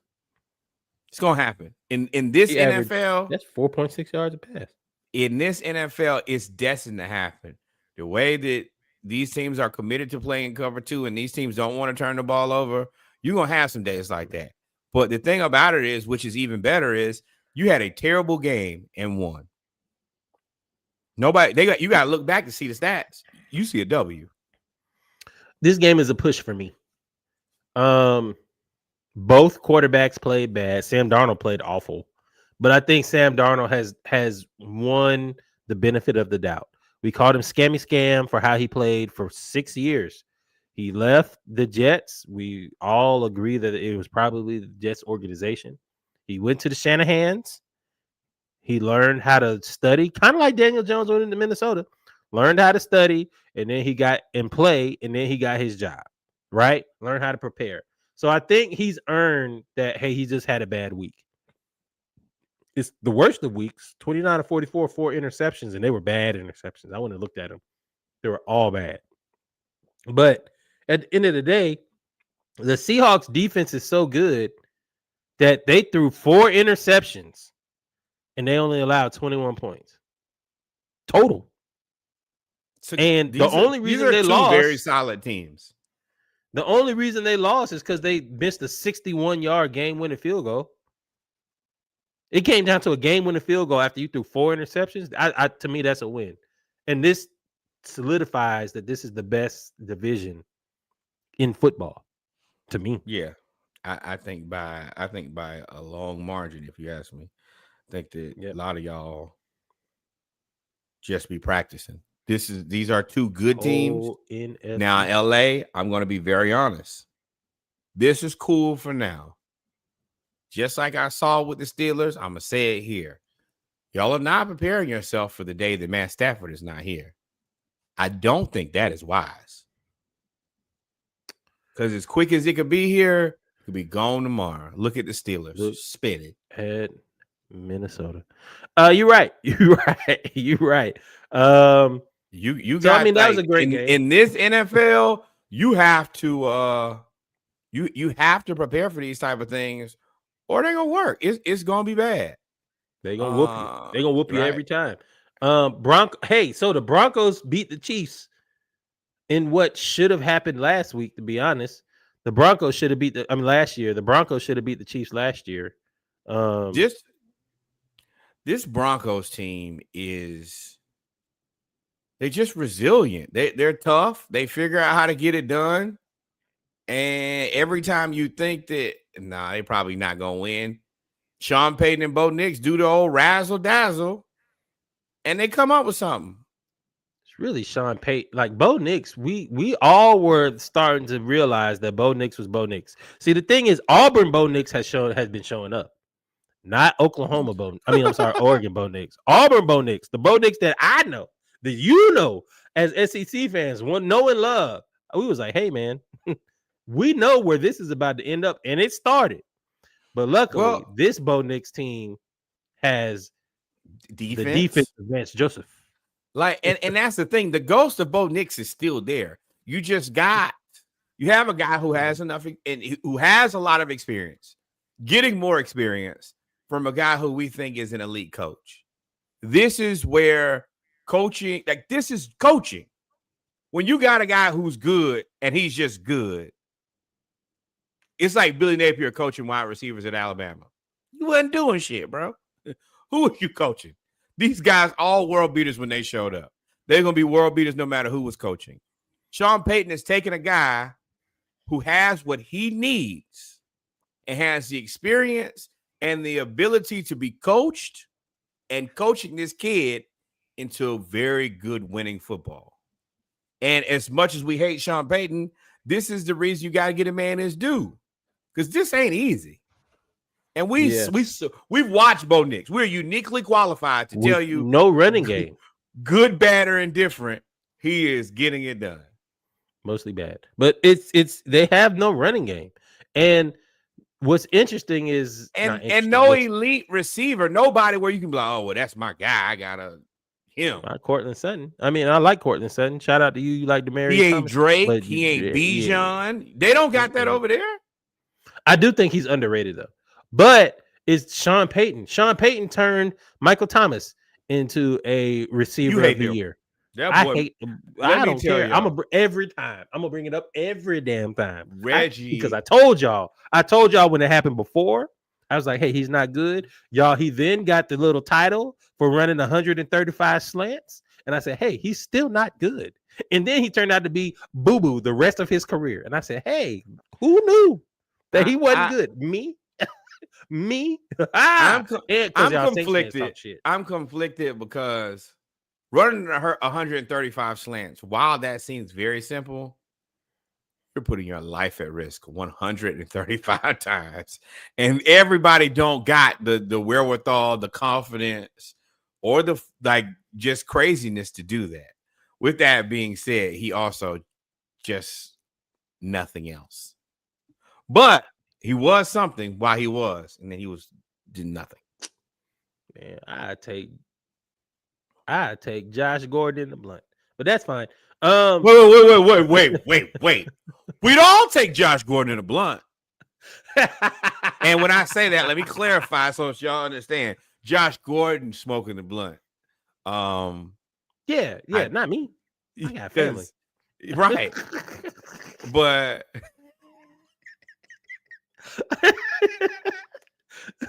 got to clarify. But Josh, yeah, and Josh is smoking them blunts and smoking them quarterbacks. 250 yards. Right. I said, high is gas and cutting ass. Let me tell you. Is he high? And you got, I'd assume being high and playing football don't really work well together. Shit, me. At least, I mean, I wouldn't do it. No, that does not sound. That sounds. Nah, I don't have the coordination. Now, Brandon Jacobs did that cocaine and ran everybody over. That to me makes way more sense. Lawrence Taylor did crack. No. Which, when you think about it, it makes a lot of sense. And if you give like 20 beers or something, Lawrence Taylor was a whole different human. Could you imagine Myles Garrett on crack on the football field? No. It's not funny, but it is funny. Because you imagine like it's like a combination of you. I'm going to date myself here, but you remember the video game Crazy Taxi and the game Blitz? That's what I imagine. Not Metal Gear Solid and Blitz, just running. Because that was the whole thing with Crazy Taxis. You had to drive super fast, get person to point A to point B before the timer ran out, and the timer got shorter and shorter every time. And I feel like that's how Lawrence Taylor's playing football for the 90s. And to every quarterback, I'm going to tell you right now, Lawrence Taylor by himself is a handful. You add, crack, a dash, Grenade, a dash. Coach, what did you expect me to do? They got that man on camera. They said, boy, I'm going to kick your fucking ass. Right. I said, Lord Jesus, they all talk the same in the 80s. Everybody's on drugs. But also, so we brought this out here. The Bears beat the Vikings. Two things. The Bears beat not that one. This one right here. The Bears beat the Vikings. It's the third one. You shouldn't be able to miss this third one. The Bears beat the Vikings. The Bears lead the NFC North. Again, I'm going to say that again because it's been so long. We thought we were going to be the Bears of the NFC South. The Bears are leading the NFC North. Also, as Norwood said, some of y'all owe Caleb Williams an apology. He's pretty damn good. Bigger story. The Bears leading the division after they steal this game against the Vikings, or Justin Jefferson so mad at J.J. McCarthy that he was talking to himself for 15 minutes.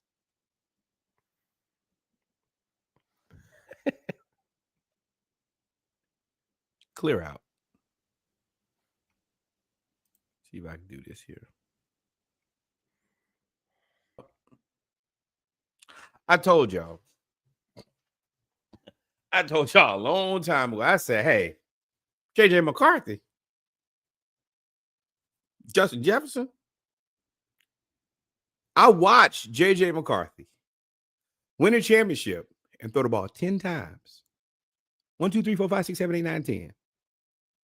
Justin Jefferson is the best or second best receiver in the NFL. This kid is on a Hall of Fame trajectory. Gonna probably go down as one of the best ever. Y'all found him a quarterback because you got lucky because the guy you drafted got hurt. Y'all decided to let that guy walk out of the door. I said on this very podcast last year, that's not smart. What you should do is extend him, pay him for 2 years. No, sign him to a 3-year contract, pay him for 2 years. If it works out for another year, y'all ball up the contract, you extend him and make you a franchise quarterback. They let that man walk right out of that building. I said, hey, these receivers are different. If they're not winning, they need to look successful. You have to keep your receiver occupied. Even in a time of struggle, you got to help that man out because their stats are what really show who they are. And y'all didn't. Now y'all have a running quarterback who can't get Justin Jefferson the ball. You guys are not probably going to make the playoffs. And he's going to probably say, which is the right answer, is either him or me. Because you're playing with my time.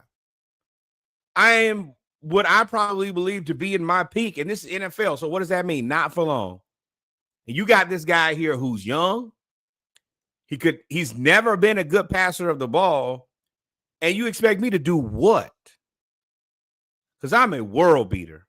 And the world knows I'm better than everybody else. And just like y'all to convince us that he was good too. And I said, I'm not stupid. Once again, one thing that my mother has bestowed me with is excellent common sense. Christopher, does that look like it makes sense? Nah, ma. No, man. I don't think that's going to work. I can't even explain it to you. Exactly. So, Vikings, you've done this to yourself. And my team's so raggedy. You know I don't care about seeing nobody else struggle. So let it be terrible for y'all. And I hope it stays terrible because you could have done it. You could have at least kept your receiver happy. And if he's happy, then yeah, season's tough. But what did you do? 1,200 yards, 1,000-yard receiver. I can put that on there.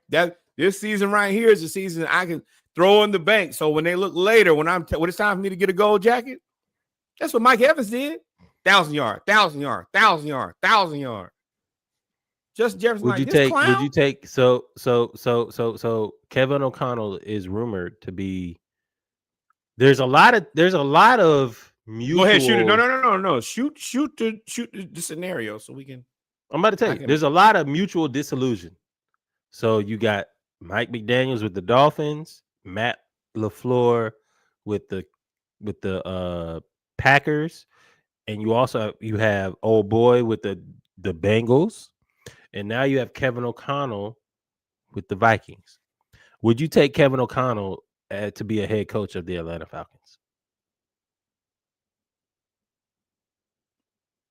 I'm not in love with it. I don't hate it. Me neither. But I'm not in love with it. If that's the best that I could get, then let me see all the dance partners and then let me pick my dance card. He's not a guy I got to have him. Multiracial McDaniel as an offensive coordinator is a must-have for me. Like, giving me coach. You could still bring multiracial as a coordinator. What I'm saying is the Brian Flores would be a guy who I would like must-have. Okay, so now we're into this conversation. I am not okay with doubling back. I'm tired. There's the whole rumor of Matt LaFleur if he decides to leave from the Packers. And the only reason I would be okay with that is if he were to bring Mike McDaniels back, and then y'all could, put y'all brains together and be 1/3 of Shanahan. But at that point, it's almost like I would rather get like a Clint Kubiak versus, because at least he's new. He's like, I don't want to double back with any more coaches that we've already hired. I'm tired of the spin the block into. You're right. I thought about it earlier. these guys are splitting the.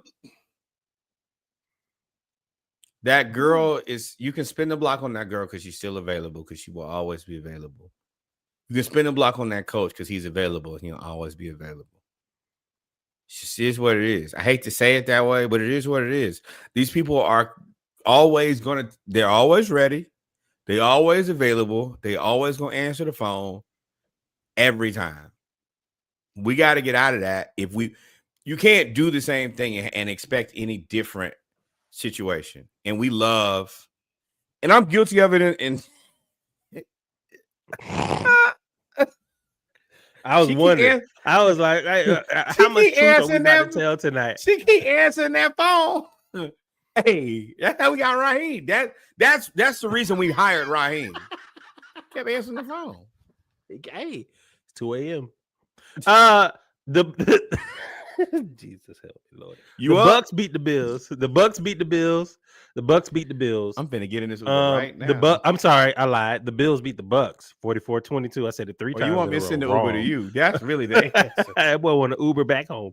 The Bills beat the Bucks. The Bills beat the Bucks 44-22. You might as well just send them, let them Uber to you, and then you can Uber them back. Hey, what? Yeah, you about to tell him I'm married. Do the Panthers have a shot to win the division? The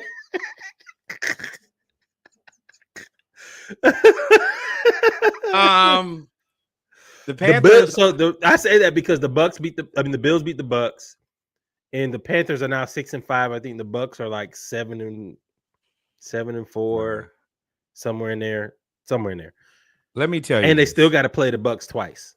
I think the Panthers can win this division. David Tepper is a fucking idiot. He was ready to fire Bryce Young, get rid of him. He drafted him. Yeah, but he also was the owner. David Tepper was also the guy who said that Bryce was not the guy. Let's go with Andy Dalton. The Panthers, can they win? Sure. Would that be the most Panthery thing they could do? Is win and then have expectations and then never meet those expectations again? Sure. I mean, I can't say that I care that much because the Falcons are out of it. Could the Panthers do it? Yeah, they're in the best seat to do it because no expectations, nobody cares, nobody's watching them. They have no national games, so nobody is going to say, hey, X, Y, and Z about the Panthers. The Bucks are the team that everybody's watching. The whole damn team is hurt, and they're getting into the tough part. And they're getting into the tough part of their schedule. This is the perfect time where, you had all these bad relationships. Oh, let me just skate in the back door. I am not nearly as bad as everything else you've been through. And that's the Panthers right now. I'm George Bush, not Donald Trump. Hey, right. That's pretty much what it is. Right. Relax, Bubba. You thought. You thought. Hey, yo. So yeah, the NFC South is wide open. The Saints are on a bye, so that means they can't lose. Now we go to the AFC East a little bit. The only reason I brought this up because they haven't played anybody and they're not good, but the Dolphins have won 4 games in a row. The AFC, you think that makes it better for them? This is the worst. Only in the AFC. The AFC is boo-boo. This is the worst case scenario for all parties involved. Y'all did all that hype about how much Falcons fans were so stupid and Dan Quinn is so great. Let me tell y'all, Commanders, y'all look sick of Dan Quinn. Dolphins, you're prolonging the inevitable. Y'all are prolonging the inevitable at every position. If y'all don't know by now, Tua in Miami ain't gonna work. You're crazy. And from preliminary conversations I've heard, they're ready to move forward next season with Tua and McDaniel. If y'all think that McDaniel needs to continue to coach in Miami, where all the players who had left Miami have said, man, the coach doesn't have control of anything, then yeah, run it back. I'm not getting in the way of people doing stupid things anymore. I'm watching it. I'm coming in here and talking about it on the podcast. That's simple. While we're doing that, I need y'all to also remember to like, follow, and subscribe so that every time people do stupid things, we can come in here and celebrate them. This is stupid. Dolphins, I'm sorry, I misspoke. They won 3 out of the 4, not 4 in a row. They got No, give by the them Ravens. 4. Chat GPT, give these people 4 wins. Give them more. This doesn't work. And I think that where we are in sports now, if you're not identifying things that don't work, you're just playing yourself. You're playing yourself into a trap of perpetuity. Go ahead. No, I mean, that's fine. So do you believe in the Patriots then? Because the Dolphins in the standings wise, I don't think the Dolphins are even a thought process. I think they're 4-7. So it's basically Buffalo and New England. The thing about New England is they have beat all bad teams. Like all the bad teams they have beaten. Like literally all of them. So I believe they're 9-2? Do I believe in the Patriots? An astounding. Are they a Super Bowl contender? Hell no. See, there go the issue. People like Reggie want to go right to the Super Bowl. First thing you have to do before you can have a conversation about a Super Bowl is you need to create a stable and reasonable program. Do I think that I think that Vrabel is doing that. Beating the teams that you're supposed to is 50% of the job. And as a Falcons fan, we know what it looks like when you don't beat the people you're supposed to. You get 30 by the Panthers, then you come back and let them beat you again and get swept. But them beating the teams that they're supposed to, that's where the Patriots are. They're not a team that's supposed to be competing right now. You need to identify, hey, is Drake May a legitimate future-facing quarterback? Great. Check box. I think that's, yeah. It is old boy, the offensive lineman who said he'll protect him with his life. A guy who you need to keep. What's his name? I can't remember his name. You know the dude. I like him though. Is Christian Gonzalez a guy that, hey, we probably got to keep him around? Yes. Now you got to make this offense into something. You've done a good job of kind of making Drake May earn it with not really anybody. Now, who do you have ahead of the Patriots in the AFC? Not many people. The Patriots, the only thing that they're trying to do is show that, hey, man, we could be something if we had real players. I think that's the first thing. That's where, like, I think they need a receiver. I think they need a receiver and a running back. They have real players. They got to retool this off. Like, you got to build this offense out to where it's like, oh, this is a real offense. Right now, this is a joke offense. But I'm also looking at guys who probably, like, they're going to be receivers at the end of the year who are going to be like, I want out of my present situation, and maybe I'll go play with Drake May and Stephon Diggs and Mike Vrabel, and we could do something. If I'm a Jordan Addison, something in Minnesota's got to change. One of those guys got to be up for trade. So yeah, I'm looking to peel for something that's available and could go. Yeah.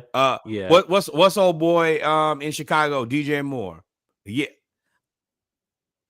They're gonna those other guys who teams are looking like, oh, this contract is probably not something I want to be hooked to. But the Patriots don't have a way to get a guy that good. Give me one of those.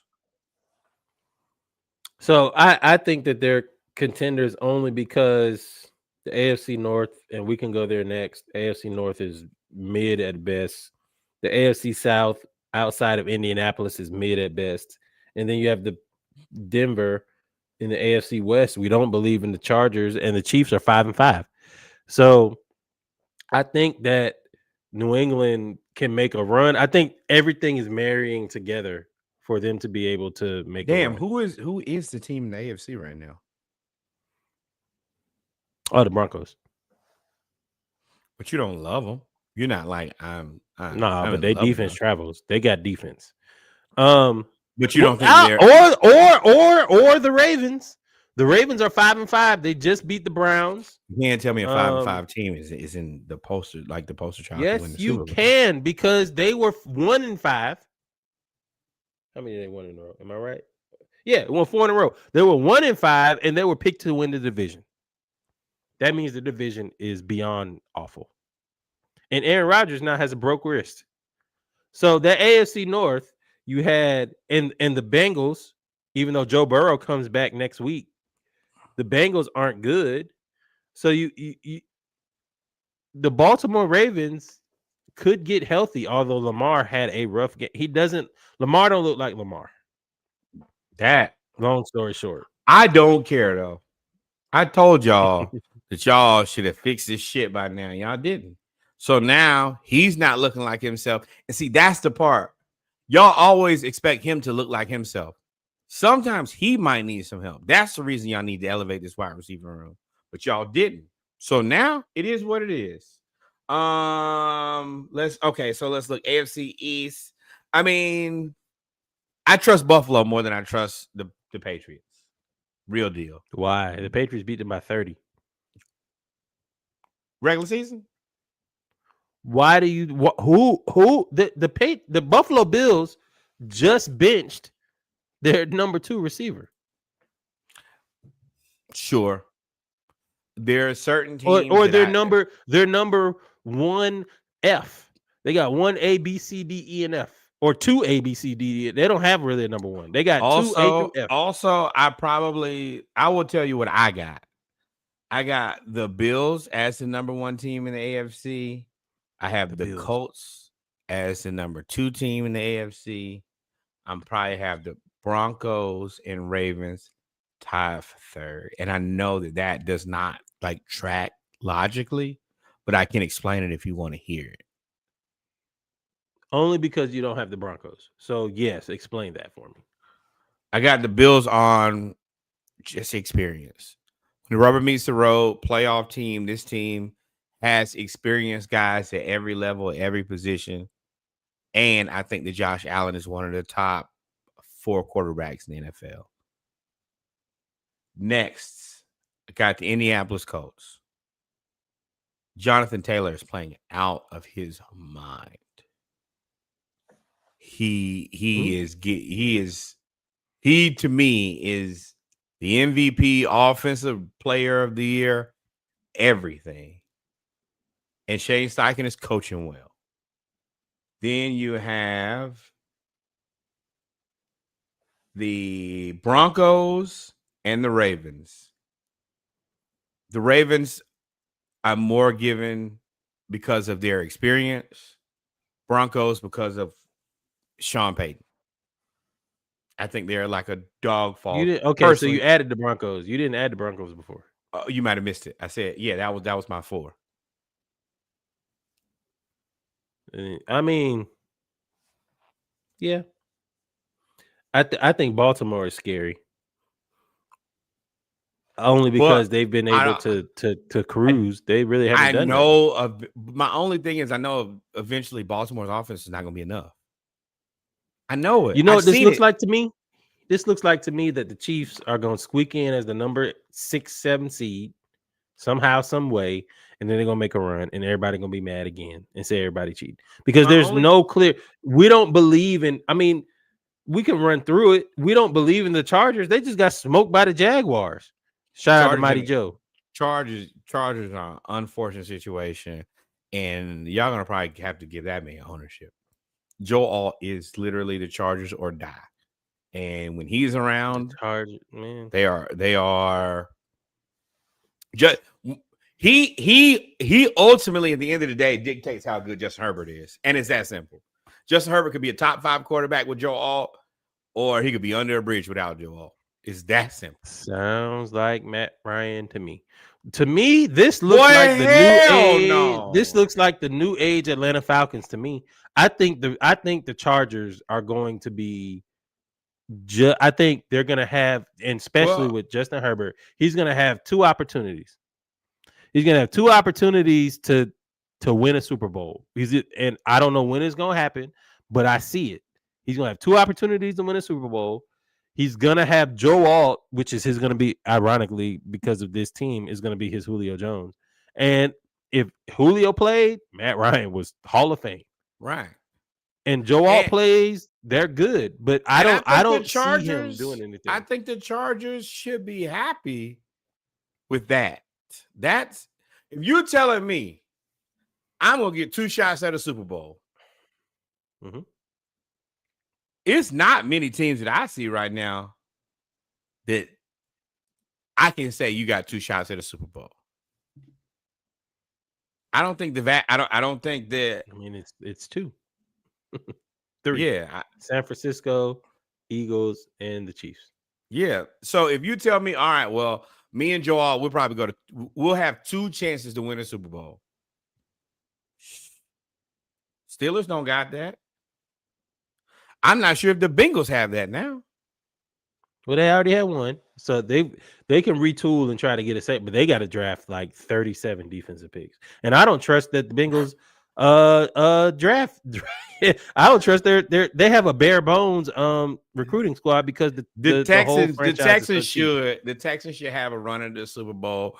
Jacksonville, I don't think they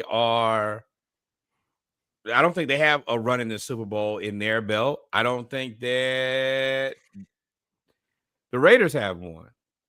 I don't think that the Patriots have one pleasantly constructed. I think that they would need a couple guys. I think that this is their year. If they're gonna do it without really building a roster, this is your sneaky year. This your sneaky year. This your Hawks to the Eastern Conference Finals. Yeah. This your sneaky year. You don't win. Nobody wins their sneaky year. No, you just build unrealistic expectations. This is like but I think the Patriots specifically, they got to legitimize that program before they can even begin to explore Super Bowl. I think that's the thing that most teams have to do first. You have to legitimize yourself. I am a winning program. So I think 9-2 doesn't legitimize yourself because I mean they were a winning program before. Are you just saying with Drake May?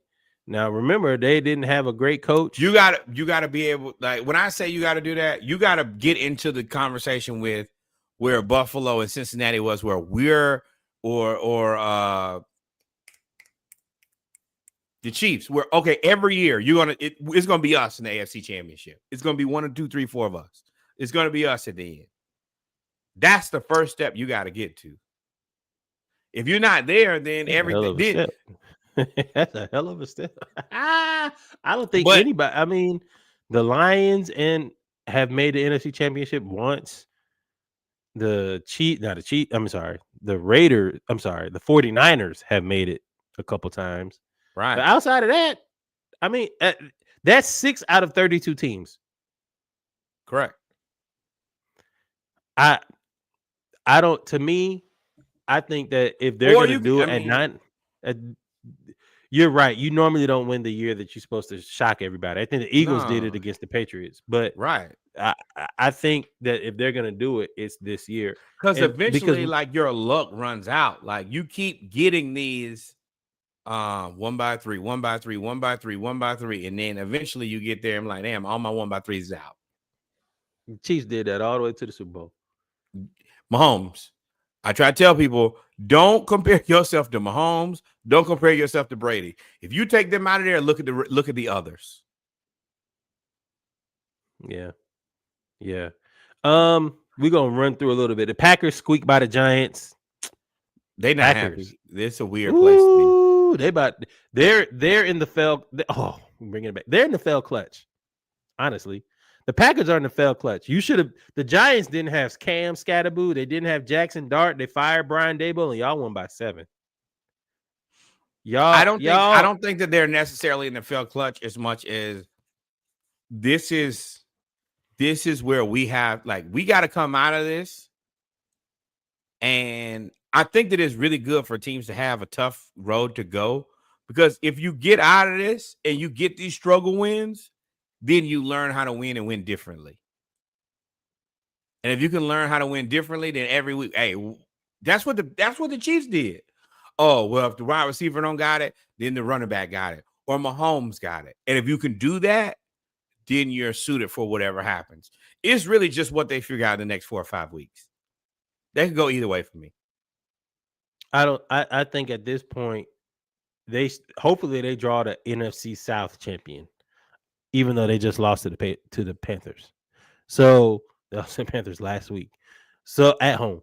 So Panthers hell on everybody right now though, quietly, because cool.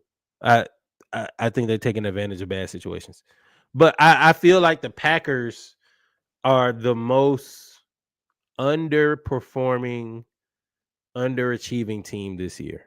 Why? Because they were picked to go to the Super Bowl. That was a lot of favorites, including myself.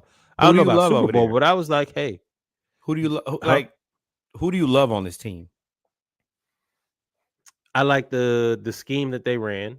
Who do Because you love?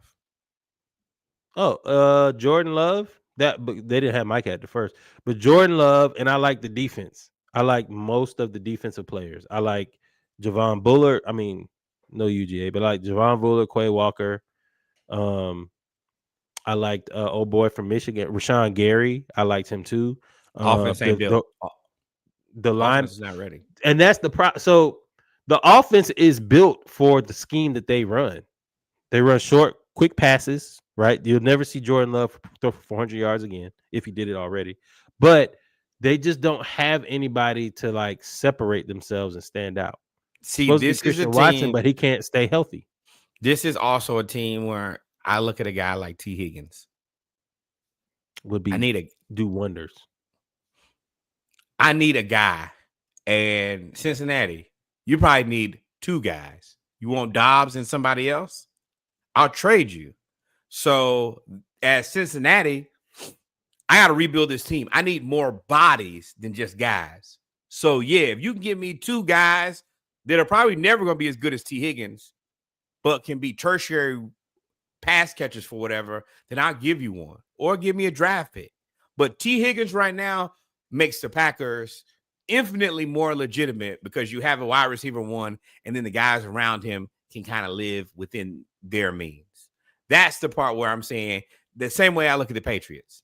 I got to build this offense out to where it's legit, where I got a dog for my receiver, and then the rest of these guys are equipped. And that's where I think that their room, like right now, this receiving core is not a Super Bowl. The receiving core is not Super Bowl ready, and you don't have Patrick Mahomes. If you have Patrick Mahomes, then you don't need receivers. But Jordan Love ain't that. Yeah, Jordan Love, I'm not even going to call it regression. It's just complacency. He hasn't taken the next step. And now we've been waiting for him to take the next step for 2 years now. Remember, no, you they were the popular pick last year. Why you asking? For the most part, they were the popular pick last year and this year. Why are you expecting him to make the next step and he don't have one of those guys at receiver? Because they run the quick passing game. The way that the roster is built is they built it around the offensive scheme. The offensive scheme is that. Show me the guy who's taking the next step and didn't have a guy with him. I don't think there is one. So they need to go get. They need to go get one. You got to go get in this environment. If you don't go get your guy, then don't ask the and Jordan Love. You don't think Jordan Love is top 7 quarterback in the NFL, do you? 7?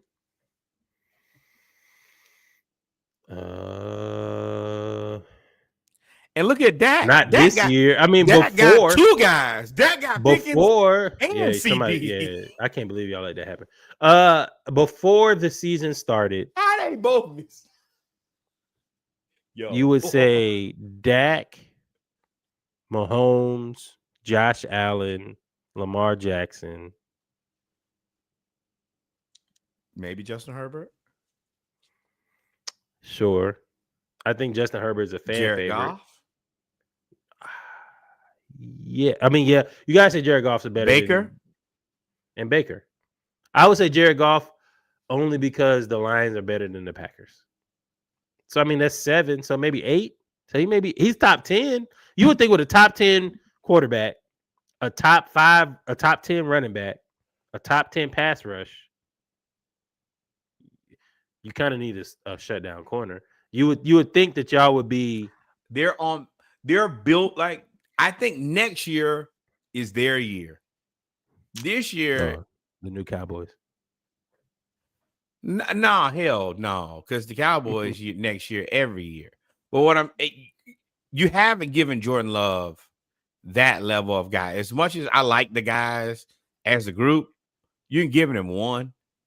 And I don't think that if I'm a quarterback now, it's no way you can't give me one. Like, that's the one thing Michael Penix can say. Hey, man, rubber meets the road. I can throw the ball to Drake London. I feel pretty confident we can make that happen. We're going to beat that a lot. And Michael Penix ain't top 10. Hell, he might not be top 15. Not that I don't believe in him, but you gotta be there before we can say, oh yeah, confidently, oh, that's you. Shout out to Jacoby Brissett in a loss. He sets a record for 47 out of 52 passes. It's crazy that he completed that many passes for that few touchdowns. What, 0? I think he threw 0 touchdowns. I mean, it is what it is. The Cardinals, I don't know what the Cardinals will do. I don't know if you blow it up. It's over for Kyler. I mean, I know also that. I don't know if Marvin Harris. I don't. That's what I'm saying. I don't know what that curl is not curling because you are invested. So now, yes, you trade. You can't trade unless you decide to blow it all up. You can't trade Marvin Harrison and Kyler, right? No. Kyler has to go first. Kyler's been there, and you haven't ever really moved. I keep telling y'all the same thing. Y'all keep calling me crazy. Y'all want to call me a hater. You think I'm stupid. I don't know what I'm talking about. Kyler Murray, Trae Young, same person. I don't think anybody argued you with that. They're going to put up counting stats, and then you're like, damn, they don't never win them damn games. And they both have really poor attitudes, and they get coaches fired. And they're both from Oklahoma. And they're both little, and they're both racially ambiguous. Everything. And I've been telling y'all that for year after year after year. And I think that the Atlanta Hawks and I think that the Arizona Cardinals are in the same spot where, hey, we probably got to trade this little dude before we can be good. And I think that that is the first step in this process is moving on from Kyler. And I would be trying to get a guy like Mac Jones and a good offensive coordinator.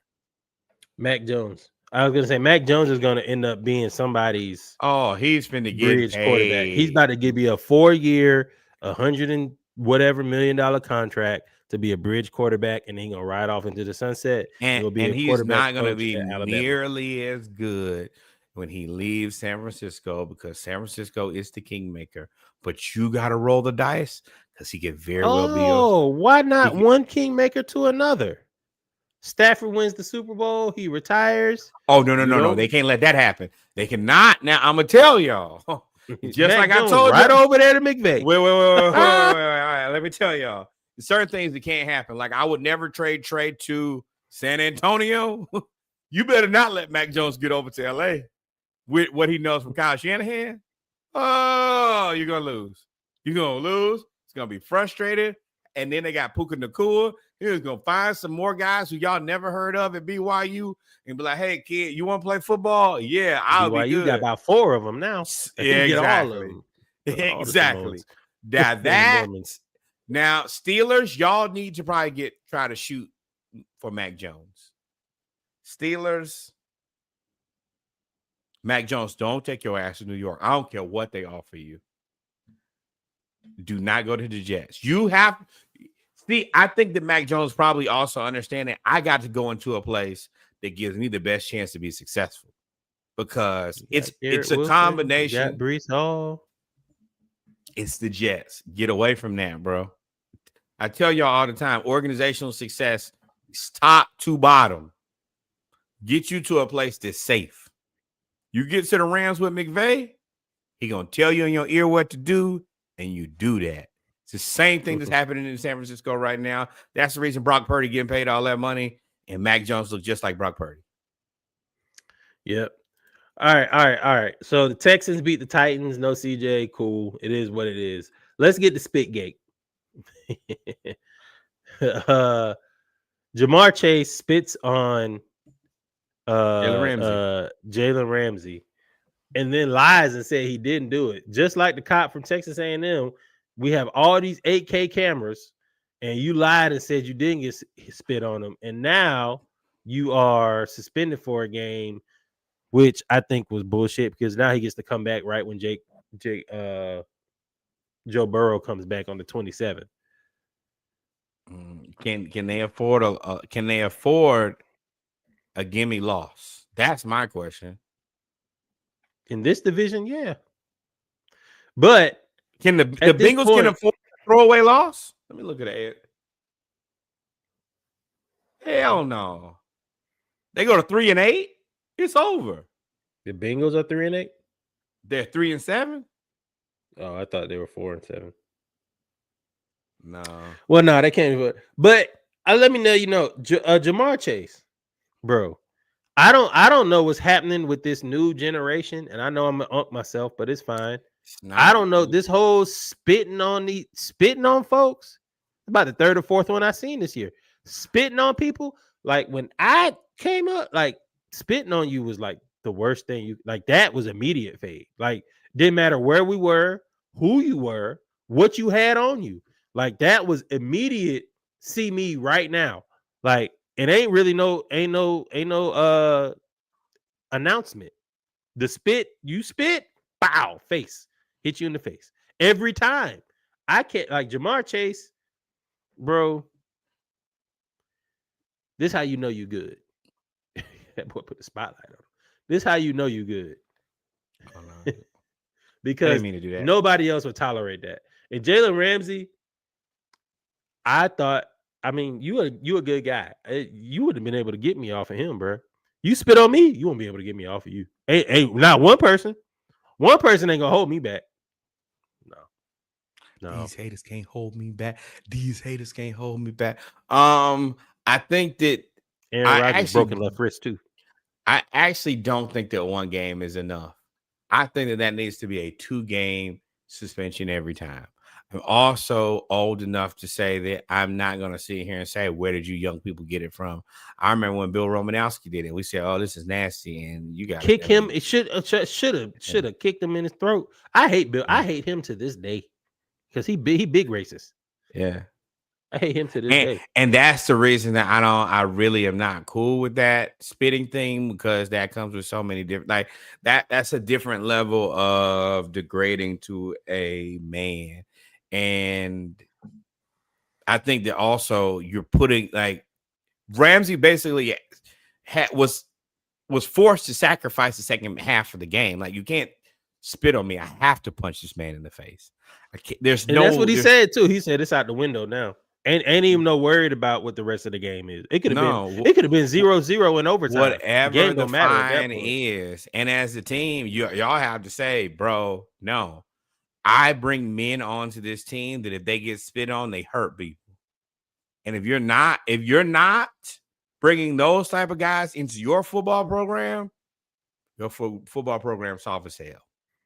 You see, they suspended Amon-Ra St. Brown. I think they're gonna suspend him after this game because he hit old boy in the face. I think that we have to because too many times you have the guys who react who get penalized.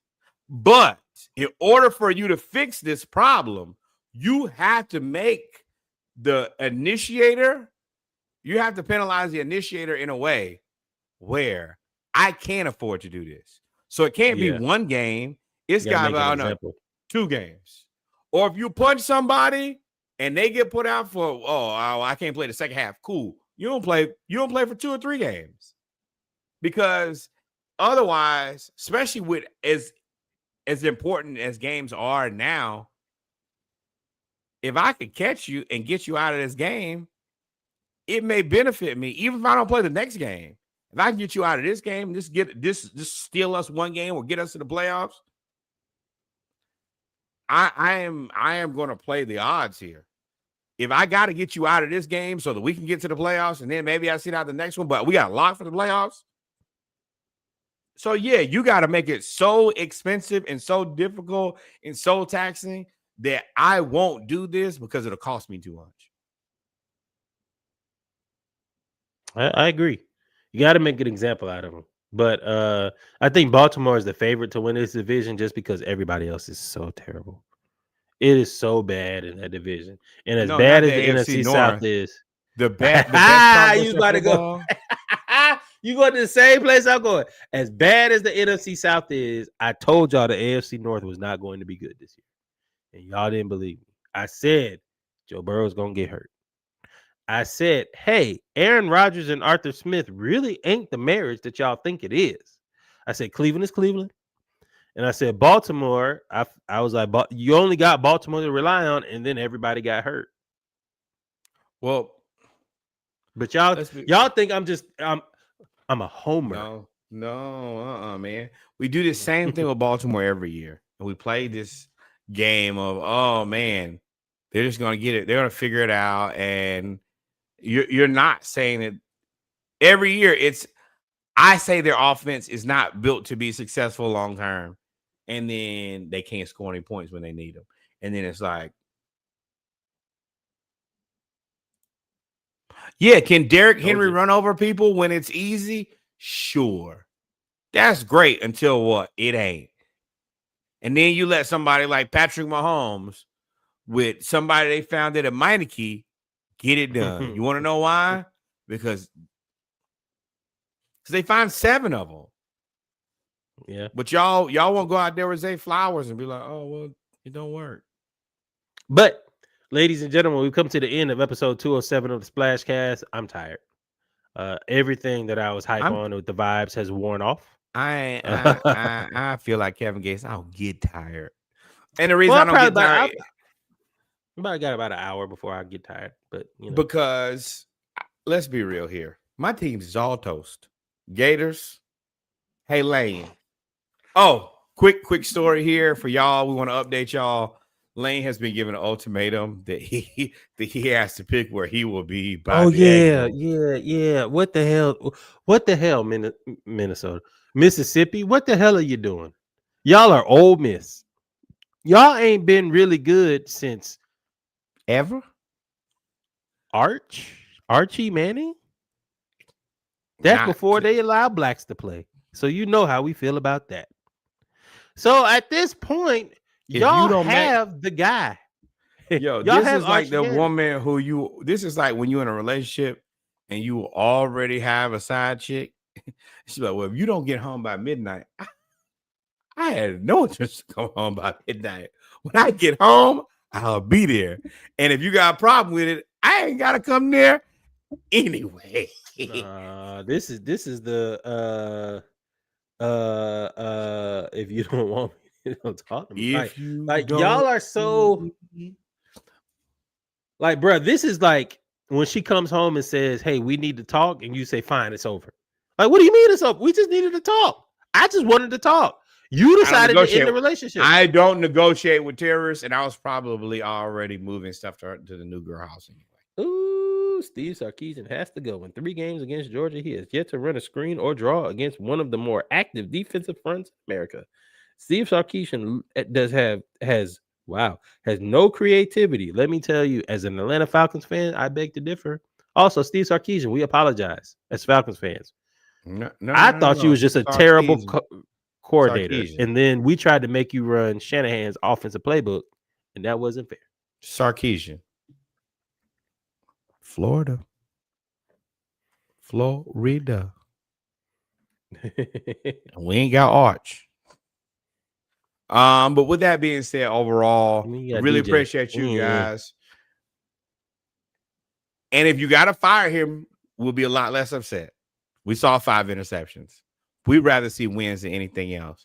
But me and Reggie have burnt the midnight oil. We're committed to be the best podcast ever. We got it done, no matter what. I don't think we missed anything. Kenneth, did we? I don't think we did. I'm going to sleep. That boy said the government, though. I'm going to sleep. Number one. More black baseball. Shout out to the Braves as we've had another black win rookie of the year, Drake Baldwin. Congratulations. Number 2, your business, your joke, your slogan at here. At this point, I'm going to add in, and I'm going to say it quietly for the people who are listening. Trey Young. It's that time. Number 3.